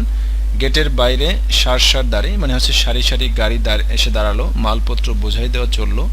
অতিথি মহাব্যস্ত, কুলিদের সঙ্গে ক্রমাগত ছোটাছুটি করে খবরদারি করতে লাগলো কোথাও যেন কিছু খোয়া না যায়, খোয়া মানে হচ্ছে হারানো না যায় কিংবা হচ্ছে নষ্ট না হয়, তার উৎসাহই সবচেয়ে বেশি। এরপর দেখো, একে একে গাড়িগুলো ছেড়ে দিলে আমার গাড়িটাও চলতে শুরু করলো। লেখক বললো যে এক এক করে তোমার হচ্ছে সব গাড়িগুলো ছেড়ে দিল এবং লেখক যে গাড়িতে ছিলেন সে গাড়িটাও চলতে শুরু করলো। স্টেশন দূরে নয়, সেখানে পৌঁছে নামতে গিয়ে দেখি অতিথি দাঁড়িয়ে। কিরে, এখানেও এসেছিস? সে লেজ নেড়ে তার জবাব দিল কি জানি তার মানে কি, অর্থাৎ এই লেজ নেড়ে জবাব দেওয়ার মানেটা হয়তোবা সে বুঝতে পারেনি। টিকিট কেনা হলো, মালপত্র তোলা হলো, ট্রেন ছাড়তে আর 1 মিনিট দেরি। সঙ্গে যারা তুলে দিতে এসেছিল তারা সবাই তোমার হচ্ছে বকশিস পেল না কেবল অতিথি, এটা মনে রাখতে হবে। অর্থাৎ তোমার হচ্ছে বলছে যে সবাই বকশিস পেল, যারা মালপত্র তুলে দেওয়ার জন্য কিংবা হচ্ছে গাড়ি করে নিয়ে আসার জন্য আসলো তাদেরকে সাধারণত তোমার হচ্ছে বকশিস দেওয়া হয়, তাদের সবাইকে বকশিস দেওয়া হলো, কেবল অতিথিকে দেওয়া হলো না কিংবা হচ্ছে পেল না কেবল অতিথি। কারণ স্বাভাবিক যে বকশিস বলতে আমরা যেটা দেওয়া হয়ে থাকে, টাকা দেওয়া হয়, তো সেটা কিন্তু আসলে কুকুরকে দিয়ে কোনো লাভ নেই, সেজন্য তোমার হচ্ছে স্বাভাবিকভাবেই তার সে বকশিস পায়নি।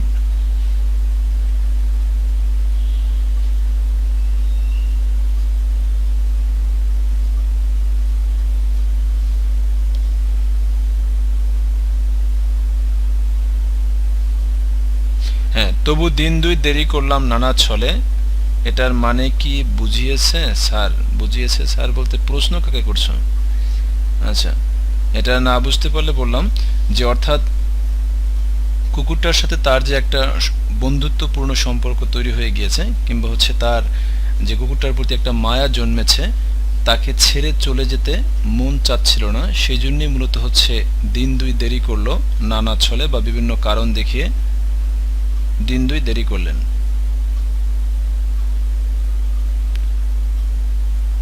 মধ্য কি এবার বুঝতে পেরেছো কি বলছি? এরপর দেখা হচ্ছে গরম বাতাসে ধুলো উড়িয়ে সামনেটা আচ্ছন্ন করেছে, যাবার আগে তারই মধ্য দিয়ে ঝাপসা দেখতে পেলাম স্টেশনের ফটকের বাইরে দাঁড়িয়ে এক দৃষ্টে চেয়ে আছে অতিথি।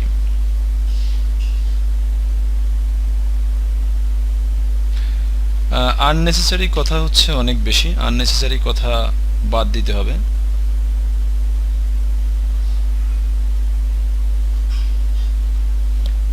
ট্রেন ছেড়ে দিলে বাড়ি ফিরে যাবার আগ্রহ মনের মধ্যে কোথাও খুঁজে পেলাম না।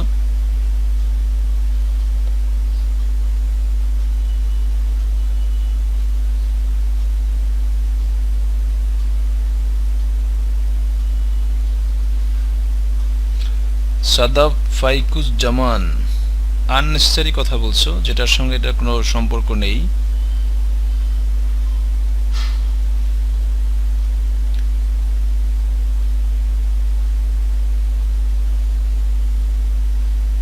হ্যাঁ, কুকুরটা বকশিস পায়নি কারণ হচ্ছে তাকে বকশিস তোমার হচ্ছে টাকা তো আর কুকুরকে দেওয়া যায় না, কুকুর তো আসলে টাকা দিয়ে কি করবে, তাই সেজন্যই তাকে তোমার হচ্ছে বকশিস দেওয়া হলো না। সে কথাটাই তোমার হচ্ছে লেখক এখানে বলেছে যে তারা সবাই বকশিস পেল না কেবল অতিথি।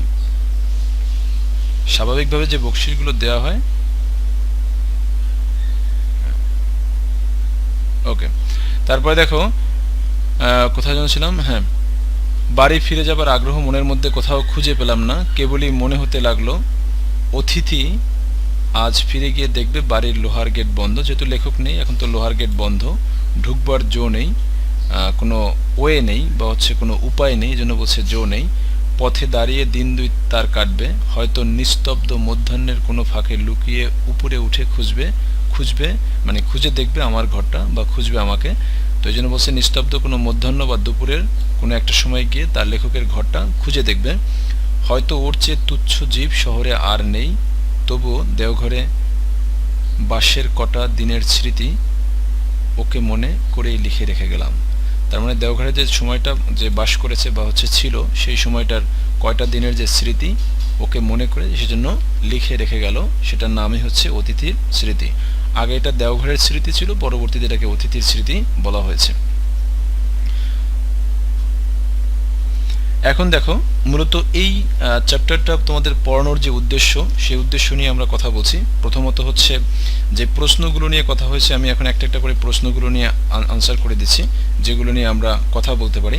তোমরা এখন লিখে নেবে, এই প্রশ্নগুলো লিখবে, আমি বলবো আর তোমরা হচ্ছে তোমার এটা লিখে নেবে। রেডি হও সবাই লেখার জন্য।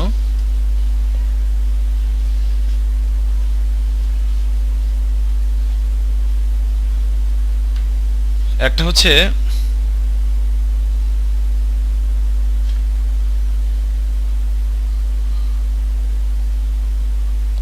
হ্যাঁ,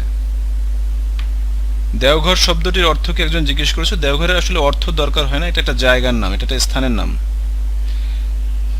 আচ্ছা, অদর আরোহী বলছে হ্যাঁ, শর্ট করে বলে দিচ্ছি। শর্ট করে হচ্ছে তোমার মূলত লেখক শরৎচন্দ্র চট্টোপাধ্যায় যখন অসুস্থ ছিলেন, সেখান থেকে তোমার হচ্ছে সুস্থ হচ্ছিলেন না, একটা লম্বা সময় ধরে তিনি অসুস্থ ছিলেন, তখন ডাক্তার তাকে পরামর্শ দিলেন যে নতুন কোনো স্থানে বায়ু পরিবর্তন করার জন্য। আসলে বায়ু পরিবর্তন করে কিছু হয় না, তারপরে তোমার হচ্ছে সেই পরামর্শ অনুযায়ী তিনি একটু বাড়ি থেকে বের হয়ে দেওঘর নামক একটা স্থানে, সেখানে একটা বড় বাড়ি নিয়ে তিনি সেখানে থাকা শুরু করলেন। তো সেখানে থাকার অবস্থায় তিনি অসুস্থ যেহেতু তিনি থাকছেন, তো সকালবেলা তিনি দেখছেন যে একজন তোমার ভজন বলে এটাকে, তোমার গলা ভাঙা সুরে ভজন শুরু করলো।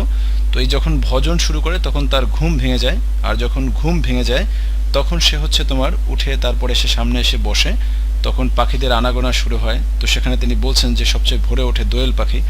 আর এই পাখিদের যখন প্রতিদিন তিনি এই পাখিদের ডাক শুনতে শুনতে একসময় সবাইকে পরিচিত মনে হয়। এক এক করে সব পাখিদেরকে তিনি বুঝতে পারতেন যে কোন পাখি ডাকছে। সবাইকে চোখে দেখতে না পেলেও তিনি এটা বুঝতে পারতেন, পরিচিত মনে হতো। তো কোন কোন গাছে কোন পাখি বসতেন, তার ভিতরে একজোড়া বেনে বউ পাখির কথা তিনি আলাদা করে বলেছেন। তো তারপরে তোমার হচ্ছে আস্তে আস্তে তিনি বাইরে বের হওয়া শুরু করলেন। বাইরে বের হয়ে যখন সামনের গেটে বসতেন, তখন রাস্তার ধারে তখন মানুষজন যাওয়া আসা করতো। সেখানে দেখতেন যে অসুস্থ যারা, তাদের ভিতরে তোমার হচ্ছে মেয়েদের সংখ্যাই ঢের বেশি। এর আবার কারা, মধ্যবিত্ত যে গৃহস্থ আছে তাদের মধ্যে এই মেয়েদের সংখ্যাই ঢের বেশি। তো তাদের মধ্যে একটা রোগে আক্রান্ত আছে, সেই রোগের কথা তিনি বলেছেন তারা, যেটা হচ্ছে বেরি রোগ।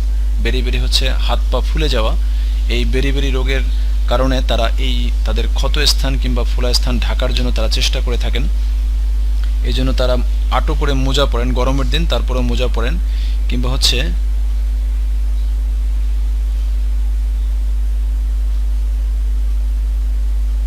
মাশরুফ মাহমুদ, সিকান্দার আলী স্যার আছেন মনে হয়।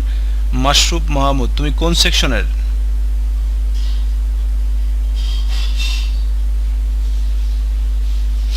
বাজিদ Samad sir, thank you sir.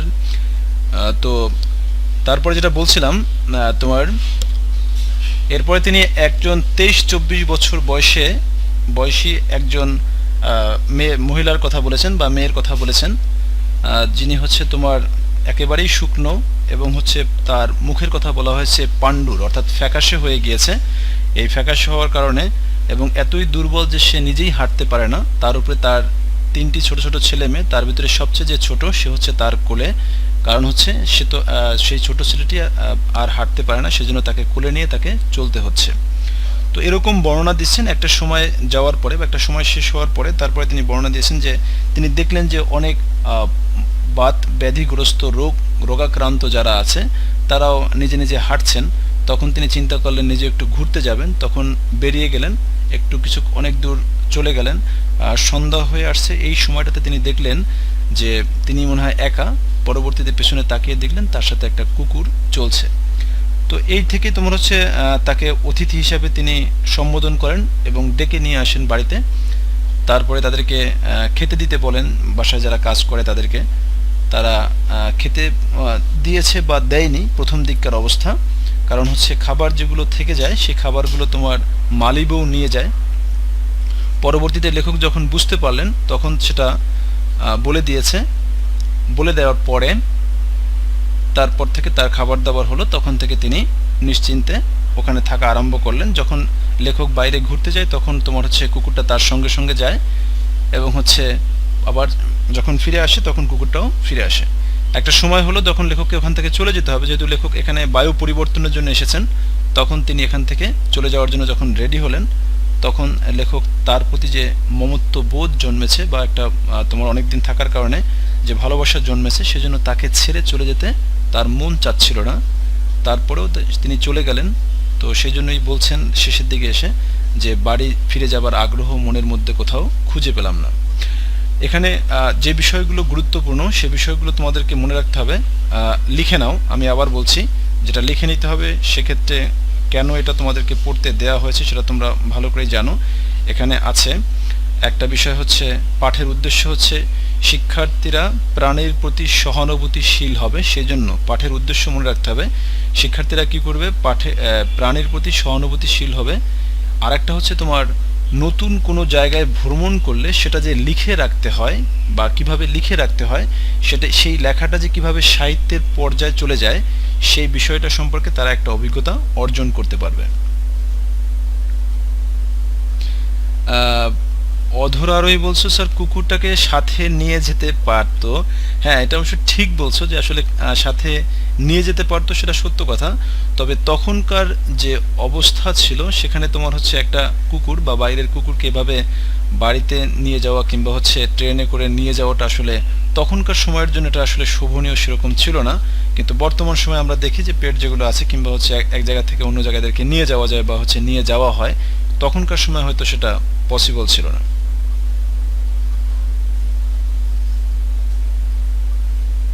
ওকে, আমরা যেখানে ছিলাম, তোমরা যেটা লিখবে, যে বিষয়বস্তুর উপর থেকে পরীক্ষায় প্রশ্ন আসবে আমি সেগুলো বলছি, ভালো করে লক্ষ্য করবে। একটা হচ্ছে মানবেতর প্রাণীর প্রতি লেখকের সহানুভূতি।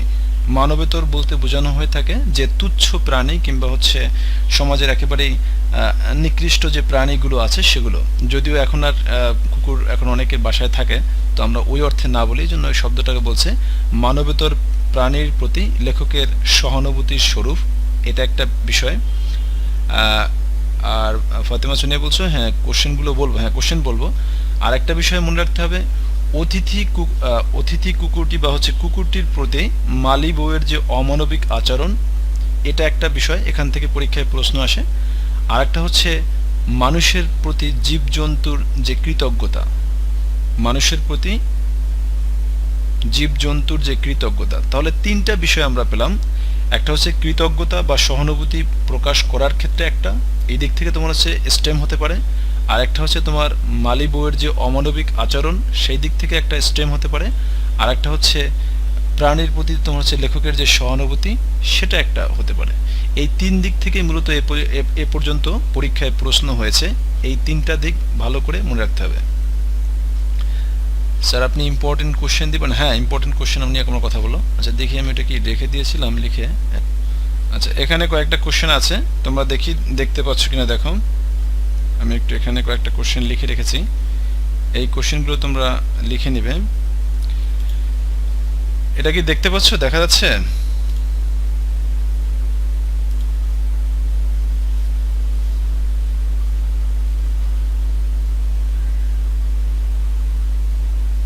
হ্যাঁ, আমি আবার রিপিট করব, সমস্যা নেই।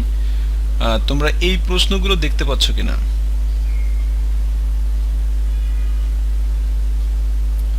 অনুধাবনমূলকের জন্য এই প্রশ্নগুলো তুমি ভালো করে বুঝতে পারলে তোমার আর গল্প নিয়ে বা গল্প সম্পর্কে কোনো ধরনের কোনো আর সমস্যা হওয়ার কথা নয়। হ্যাঁ, এগুলো লিখে নাও। আর যেটা বলছিলাম, যে প্রথমে আবার বলছি, ভালো করে লক্ষ্য করবে, যে বিষয়বস্তুর উপরে বা যে টপিকের উপরে পরীক্ষায় প্রশ্ন হয় বা হচ্ছে হতে পারে, তার ভিতরে একটা স্টেম হতে পারে কুকুরের প্রতি যে মালি বউয়ের যে অমানবিক আচরণ, এটা একটা ব্যাপার, অমানবিক যে আচরণ করেছে মালি বউ সেই দিক থেকে একটা স্টেম হতে পারে। আবার তোমার হচ্ছে যে এই প্রাণীর প্রতি, আবার এই যে প্রাণীটার প্রতি লেখকের যে সহানুভূতি, তার মানে লেখকের হচ্ছে তোমার মানবিক আচরণ কিংবা হচ্ছে সহানুভূতিশীল আচরণ, আর মালি বউয়ের হচ্ছে অমানবিক আচরণ। তাহলে দুটা দিক আমরা পেলাম। আর একটা হচ্ছে তোমার মানুষের প্রতি জীবজন্তুর যে কৃতজ্ঞতা বোধ, সেটা।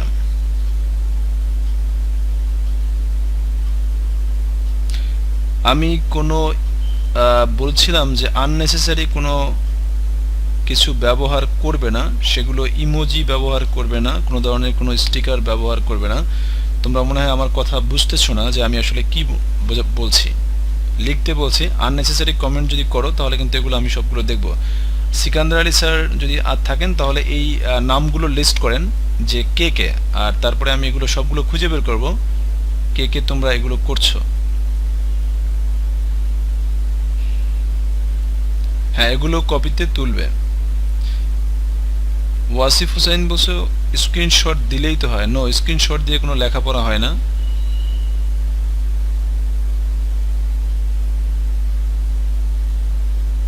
স্ক্রিনশট দিয়ে লেখাপড়া হয় না। ওকে, আমরা একটা একটা করে ব্যাখ্যা করছি, দেখো ভালো করে যদি লক্ষ্য করো। তাহলে প্রথমে বলছিলাম যে অতিথি প্রথম দিন বাড়ির ভেতরে ঢোকার সাহস পেল না কেন, কিংবা হচ্ছে বাড়ির ভেতরে ঢোকার সাহস পেল না কেন, এই প্রশ্নের উত্তর যদি আসে তাহলে প্রথমে যেটা তোমার হচ্ছে আসবে বা যেই বিষয়গুলো মনে রাখবে সেগুলো হচ্ছে তোমার নতুন পরিবেশের, মানে নতুন পরিবেশে ভয় এবং হচ্ছে সংশয়। সংশয় মানে হচ্ছে হেজিটেশন, যেটাকে আমরা বলি, কারণে অতিথি বাড়িতে ঢোকার ভরসা পেল না। তাহলে আমরা দুটো বিষয় বলছি, একটা হচ্ছে নতুন পরিবেশে ভয় এবং হচ্ছে সংশয়ের কারণে বাড়ির ভেতরে ঢোকার ভরসা পেল না। এরপরে তুমি এটার ব্যাখ্যা লিখতে পারো। সেটা হচ্ছে তোমার লেখক যে দেওঘরে গিয়েছিলেন, সেখানে চলতে গিয়ে একটা কুকুরের সঙ্গে দেখা হলো, তখন সে তাকে অতিথি করে বাড়িতে নিয়ে আসলো। তখন তাকে বলল যে বাড়ির গেট খুলে দিয়ে তাকে ভেতরে ঢুকতে বলল, কিন্তু সে বাড়িতে ঢোকার ভরসা পেল না। কারণ হচ্ছে তার অচেনা একটা পরিবেশ এবং হচ্ছে সংশয় থেকেই সে বাড়িতে ঢুকতে সাহস পায়নি। এটা হচ্ছে উত্তর। তারপরে যদি বলো ফোলা পায়ের লজ্জা ঢাকতে বেচারাদের কত না যত্ন, লেখক কেন এই কথাটি বলেছেন? লজ্জা ঢাকতে, লজ্জা, ফোলা পায়ের লজ্জা ঢাকতে বেচারাদের কত না যত্ন।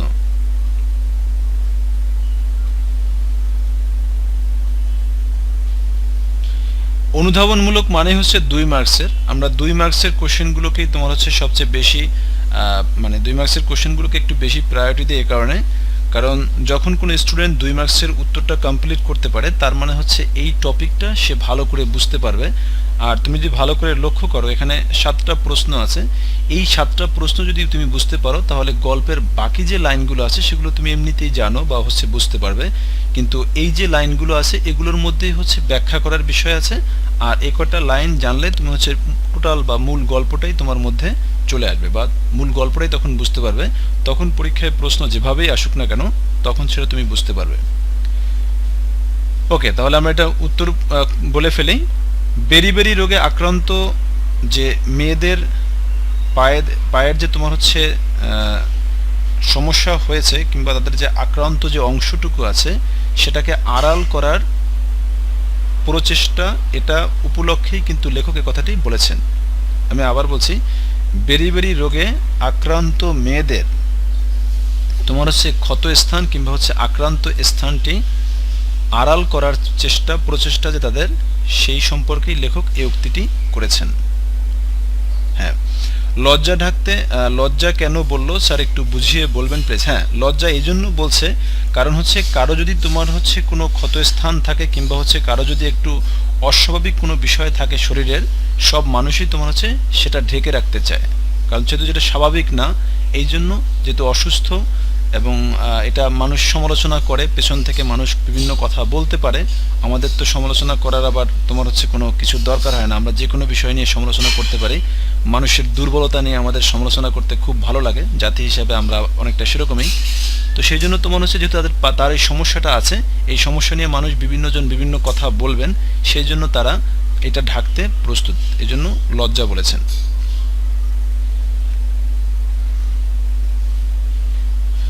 আনসারগুলো কপিতে নিব্রাজ বলছো যে নিব্রাজ জুহাইরা বলছে যে আনসারগুলো কপিতে লিখবে কিনা।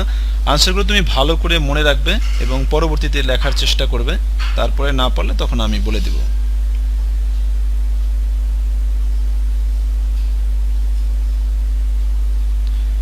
হ্যাঁ, এটা সমস্যা নেই। ওকে, তারপরে দেখো হচ্ছে, তো যেটা বললাম, তো বেরিবেরি রোগে আক্রান্ত অল্প বয়সী যে মেয়েগুলো তাদের ফোলা পা যাতে অন্য কেউ দেখতে না পায় সেজন্য আড়াল করে রাখতো। কেউ গরমের মধ্যে মোজা পরে থাকতো, কিংবা হচ্ছে তোমার শাড়ি একেবারে মাটি পর্যন্ত লুটিয়ে পড়তো, যাতে তার এই যে বিকৃত যে অংশটুকু সেটুকু যেন ঢেকে রাখা যায়। সেজন্য এই লেখকের কাছে এই অস্বাভাবিক মনে হয়েছে বলেই কিন্তু তিনি এ কথাটা বলেছেন। 5 নম্বরটা লেখা হচ্ছে, ট্রেন ছেড়ে দিলেও লেখক বাড়ি ফেরার আগ্রহ খুঁজে পাননি কেন?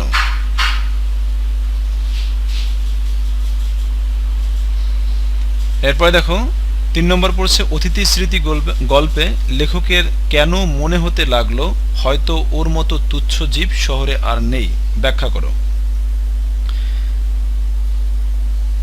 এখন দেখো যে অতিথি অসহায় অবহেলিত একটি কুকুর, তাই লেখক ওর চেয়ে তুচ্ছ জীব শহরে আর নেই এ কথাটি বলেছেন। লেখক বলেছেন কারণ হচ্ছে সে হচ্ছে অসহায় এবং হচ্ছে অবহেলিত, কারণ সাধারণত বাইরের যে কুকুরগুলো আছে সেগুলো তোমার হচ্ছে অবহেলিত, এজন্য কথাটা বলছেন যে ওর চেয়ে তুচ্ছ জীব আর নেই। একজন বলছো ব্লার, একজন বলছো ভিডিও ইন্টারাপ্টেড, বাকিরা একটু আমাকে জানাও।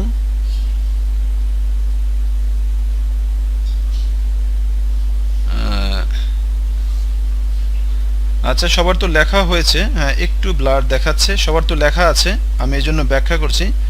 আই থিঙ্ক সবাই ক্লিয়ারলি শুনতে পাচ্ছ আমাকে। আমার কাছে যে ডিভাইসটা আছে সেখানে একটু ব্লার দেখাচ্ছে, তবে সমস্যা নেই, আমি যেটা বলছি সেটা শুনতে চেষ্টা করো।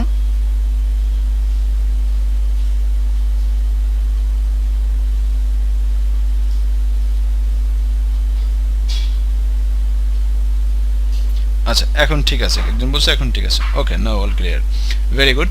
সো আমরা শুরু করি। তো এখন দেখো যে বলছে কেন তুচ্ছ জীব বলা হয়েছে, কারণ হচ্ছে যেহেতু অবহেলিত এবং হচ্ছে আরটা হচ্ছে অসহায়, এই জন্য বলছে ওর চেয়ে তুচ্ছ জীব বা আর শহরে আর নেই। তো এখন এখানে যদি তুমি হচ্ছে ব্যাখ্যা করো, তাহলে তোমাকে ব্যাখ্যা করতে হবে এভাবে, লেখক বায়ু পরিবর্তনের জন্য দেওঘরে এসেছিলেন, তার একাকী যে জীবন কাটাচ্ছিলেন বা হচ্ছে হাঁটাচলা করছিলেন, তার সঙ্গী হিসাবে একটা সঙ্গী জুটে যায়, সেটা হচ্ছে কুকুর।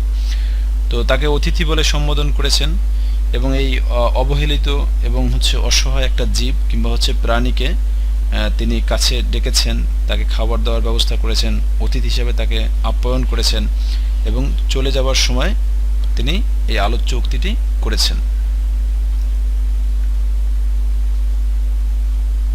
3 নম্বর কোশ্চেনে তো ডিসক্রাইব করছি মধ্য। ওকে, এরপরে দেখা হচ্ছে তোমার বকশিস পেল সবাই, পেল না কেবল অতিথি, এ কথাটা বলেছিলাম ওই সময় যে অতিথি কুকুরটির ক্ষেত্রে তোমার হচ্ছে বকশিস প্রদান প্রযোজ্য ছিল না বলেই সে তা পেল না, কারণ তাকে আসলে বকশিস দেওয়া যায় না, সেজন্য সে পেল না।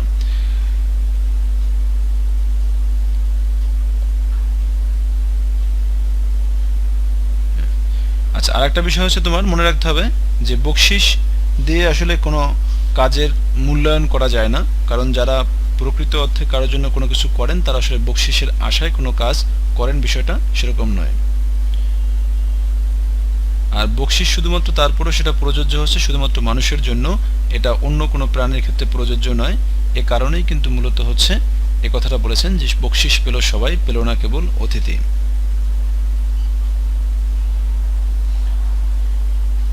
আচ্ছা, একজন বলছো যে হচ্ছে স্যার 3 নম্বরটা আরেকবার, আচ্ছা আচ্ছা প্লিজ রিপিট করবেন। আচ্ছা হ্যাঁ, 3 নম্বরটা আরেকবার রিপিট করছি। আমি একটা কথা বলি তোমাদেরকে, সেটা হচ্ছে তোমার ভালো করে শুনে নাও। আমার ক্লাসে কোনো সময় একজন কোনো কমেন্টস করলে সেই কমেন্টসের অ্যাগেনস্টে অন্য কেউ কমেন্টস করবে না, তাহলে কিন্তু এটা তোমার হচ্ছে তোমার জন্য প্রবলেম হয়ে যাবে। কমেন্টস যে করেছে সেটার আনসার আমি দিব, কিংবা হচ্ছে আমার যে স্যার আছেন, যিনি সিকান্দার স্যার আছেন, তিনি আনসার দিবেন। একজনের কোনো কমেন্টসে আরেকজন আনসার করবে না, সেটা প্রশ্নের উত্তরও না। তাহমিদ, তোমাকে এই প্রশ্নের আনসার কিন্তু তোমাকে এখানে কমেন্টস করতে বলিনি।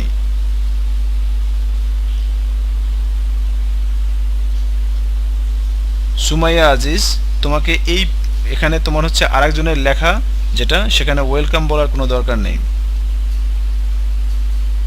হ্যাঁ, আমি 3 নম্বর আবার রিপিট করব, ওকে, বাট আমি যেটা বলছি ভালো করে সেটা শুনে নাও। নিজে যেটা দরকার সেটা লিখবে, আরেকজনের কমেন্টসে কোনো রিপ্লাই দেওয়ার কোনো দরকার নেই। তোমার লেখা তুমি লিখবে, রিপ্লাই আমি দিব, যিনি স্যার আছেন তিনি দিবেন। একজনের লেখায় আরেকজনের রিপ্লাই দিবে না।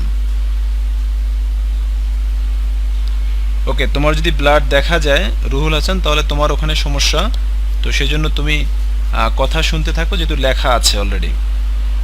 এই যে স্যার উত্তর দিয়ে দিয়েছেন, 2 প্যারা লিখতে হবে। 2 মার্কসের প্রশ্নের উত্তর অবশ্যই 2 প্যারা হবে। আমি প্রথম যে লাইনটা বলি সেটা হচ্ছে 1 প্যারা, আর পরে যে ব্যাখ্যাটা বলি সেটা হচ্ছে 2য় প্যারা। মিল্কি ওয়ে, বলছি কোনো ইমোজি ইউজ করা যাবে না।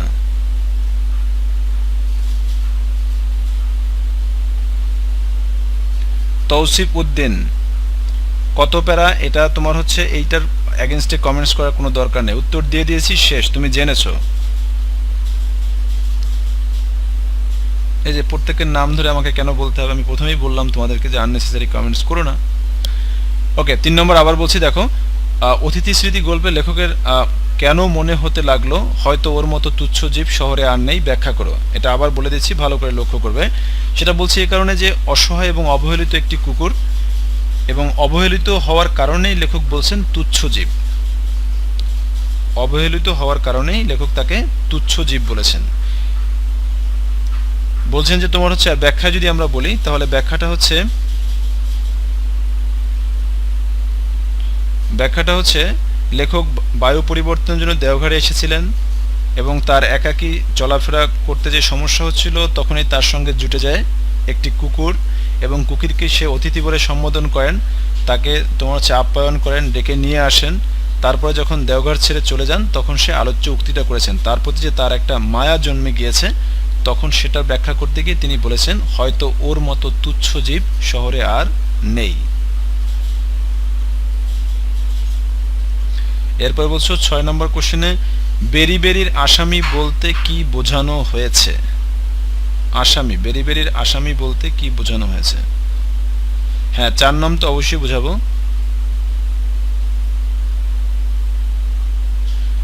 1 নম্বরে তুমি যদি এটা লেখো সুন্দর করে, তাহলে সবচেয়ে ভালো হবে। 3 নম্বরের যে প্রথম প্যারা যদি তুমি এটা লেখো, যে কুকুরটি অসহায় এবং অবহেলিত হওয়ার কারণে লেখক বলেছেন ওর চেয়ে তুচ্ছ জীব শহরে আর নেই।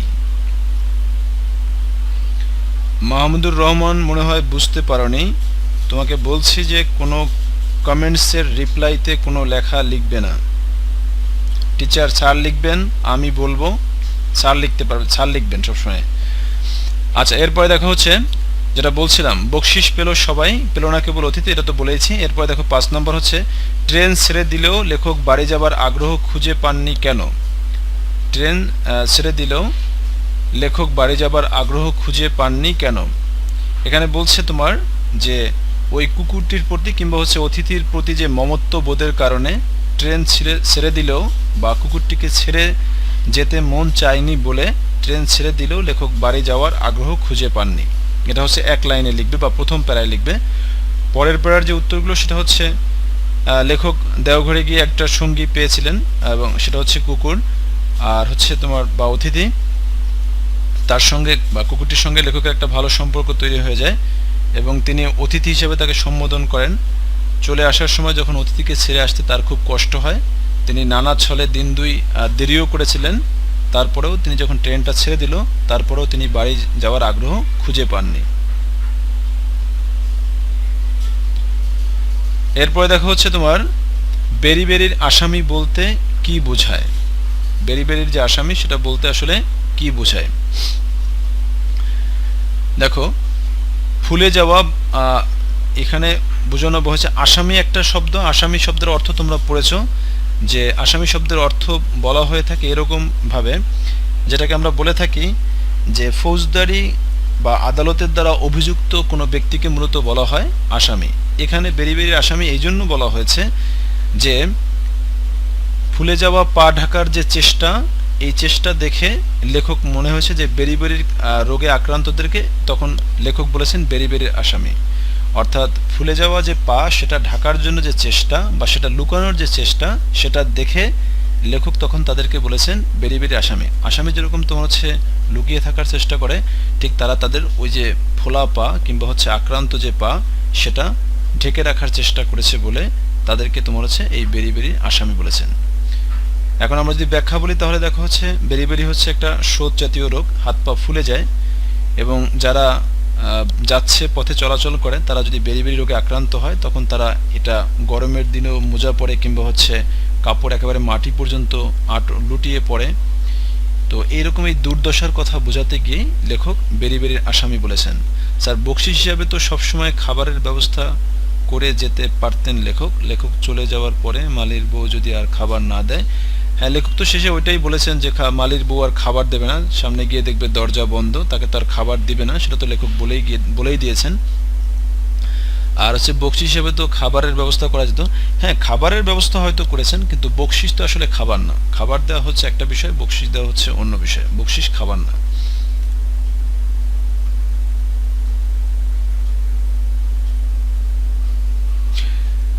অধরা আরোহী বলছো যে মেমোরাইজ করতে হবে। আসলে আমরা কখনোই কোনো কিছুকে মেমোরাইজ করার জন্য কিংবা হচ্ছে মুখস্থ করার জন্য আমি পার্সোনালি কাউকে ইন্সপায়ার করি না।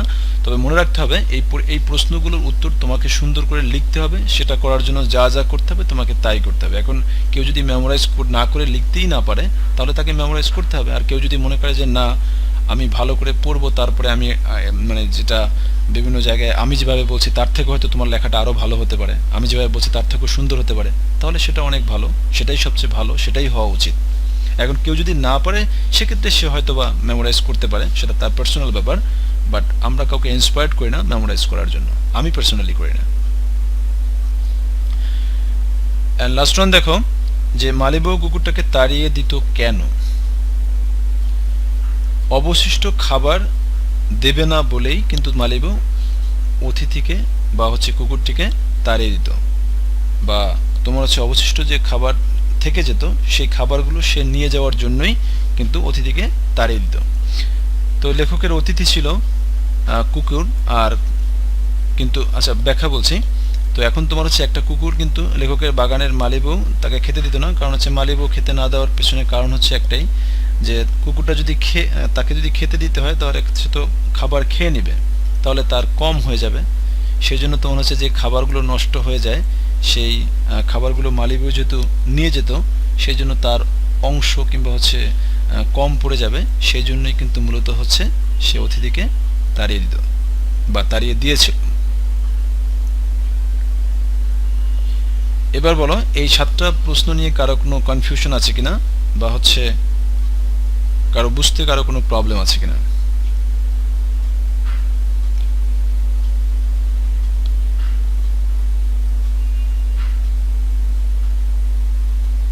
হ্যাঁ, তোমরা SW হিসেবে এগুলো করে রাখতে পারো।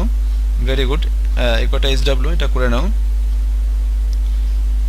কারো কোনো কনফিউশন আছে এই প্রশ্নগুলোর উত্তর বুঝতে? আচ্ছা,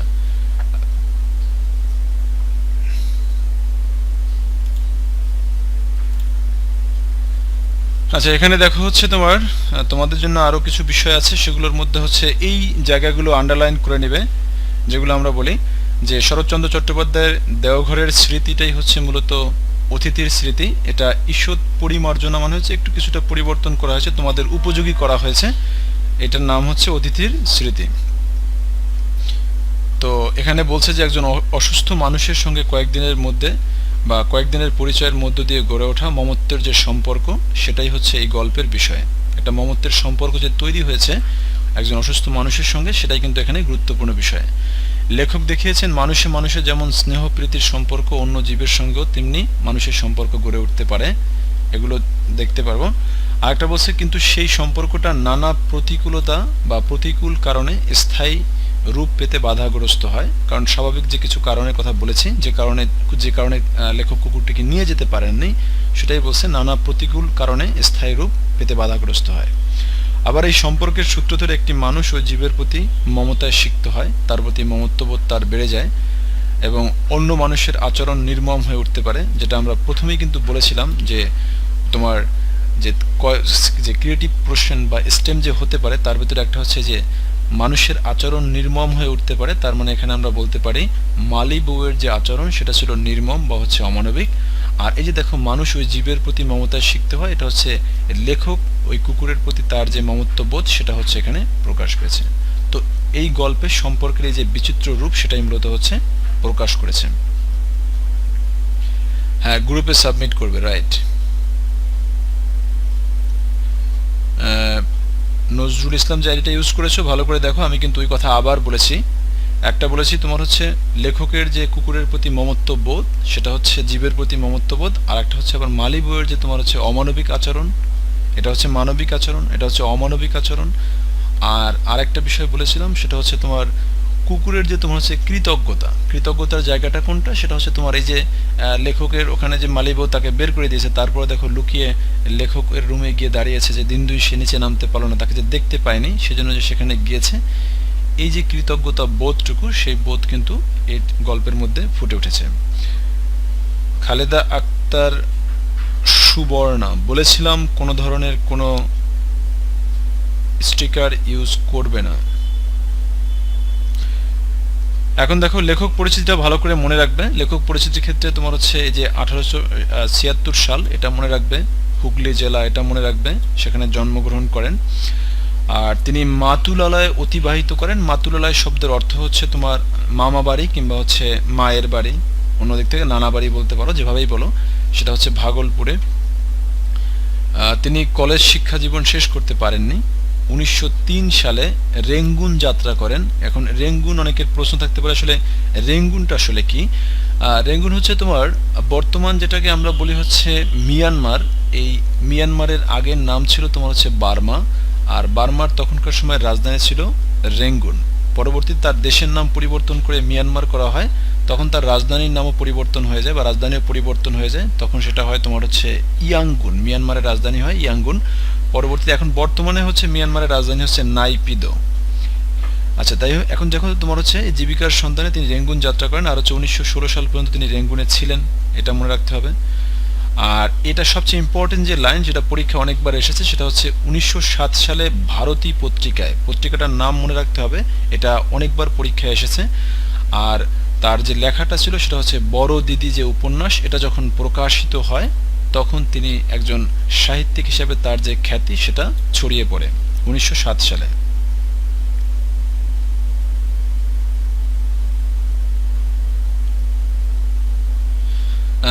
ফাহমিদা আক্তার যেটা বলেছো সেটা হচ্ছে তোমার, হ্যাঁ, ভেরি গুড। তোমার দিক থেকে তোমার চিন্তাটা ভালো, এটা খারাপ না।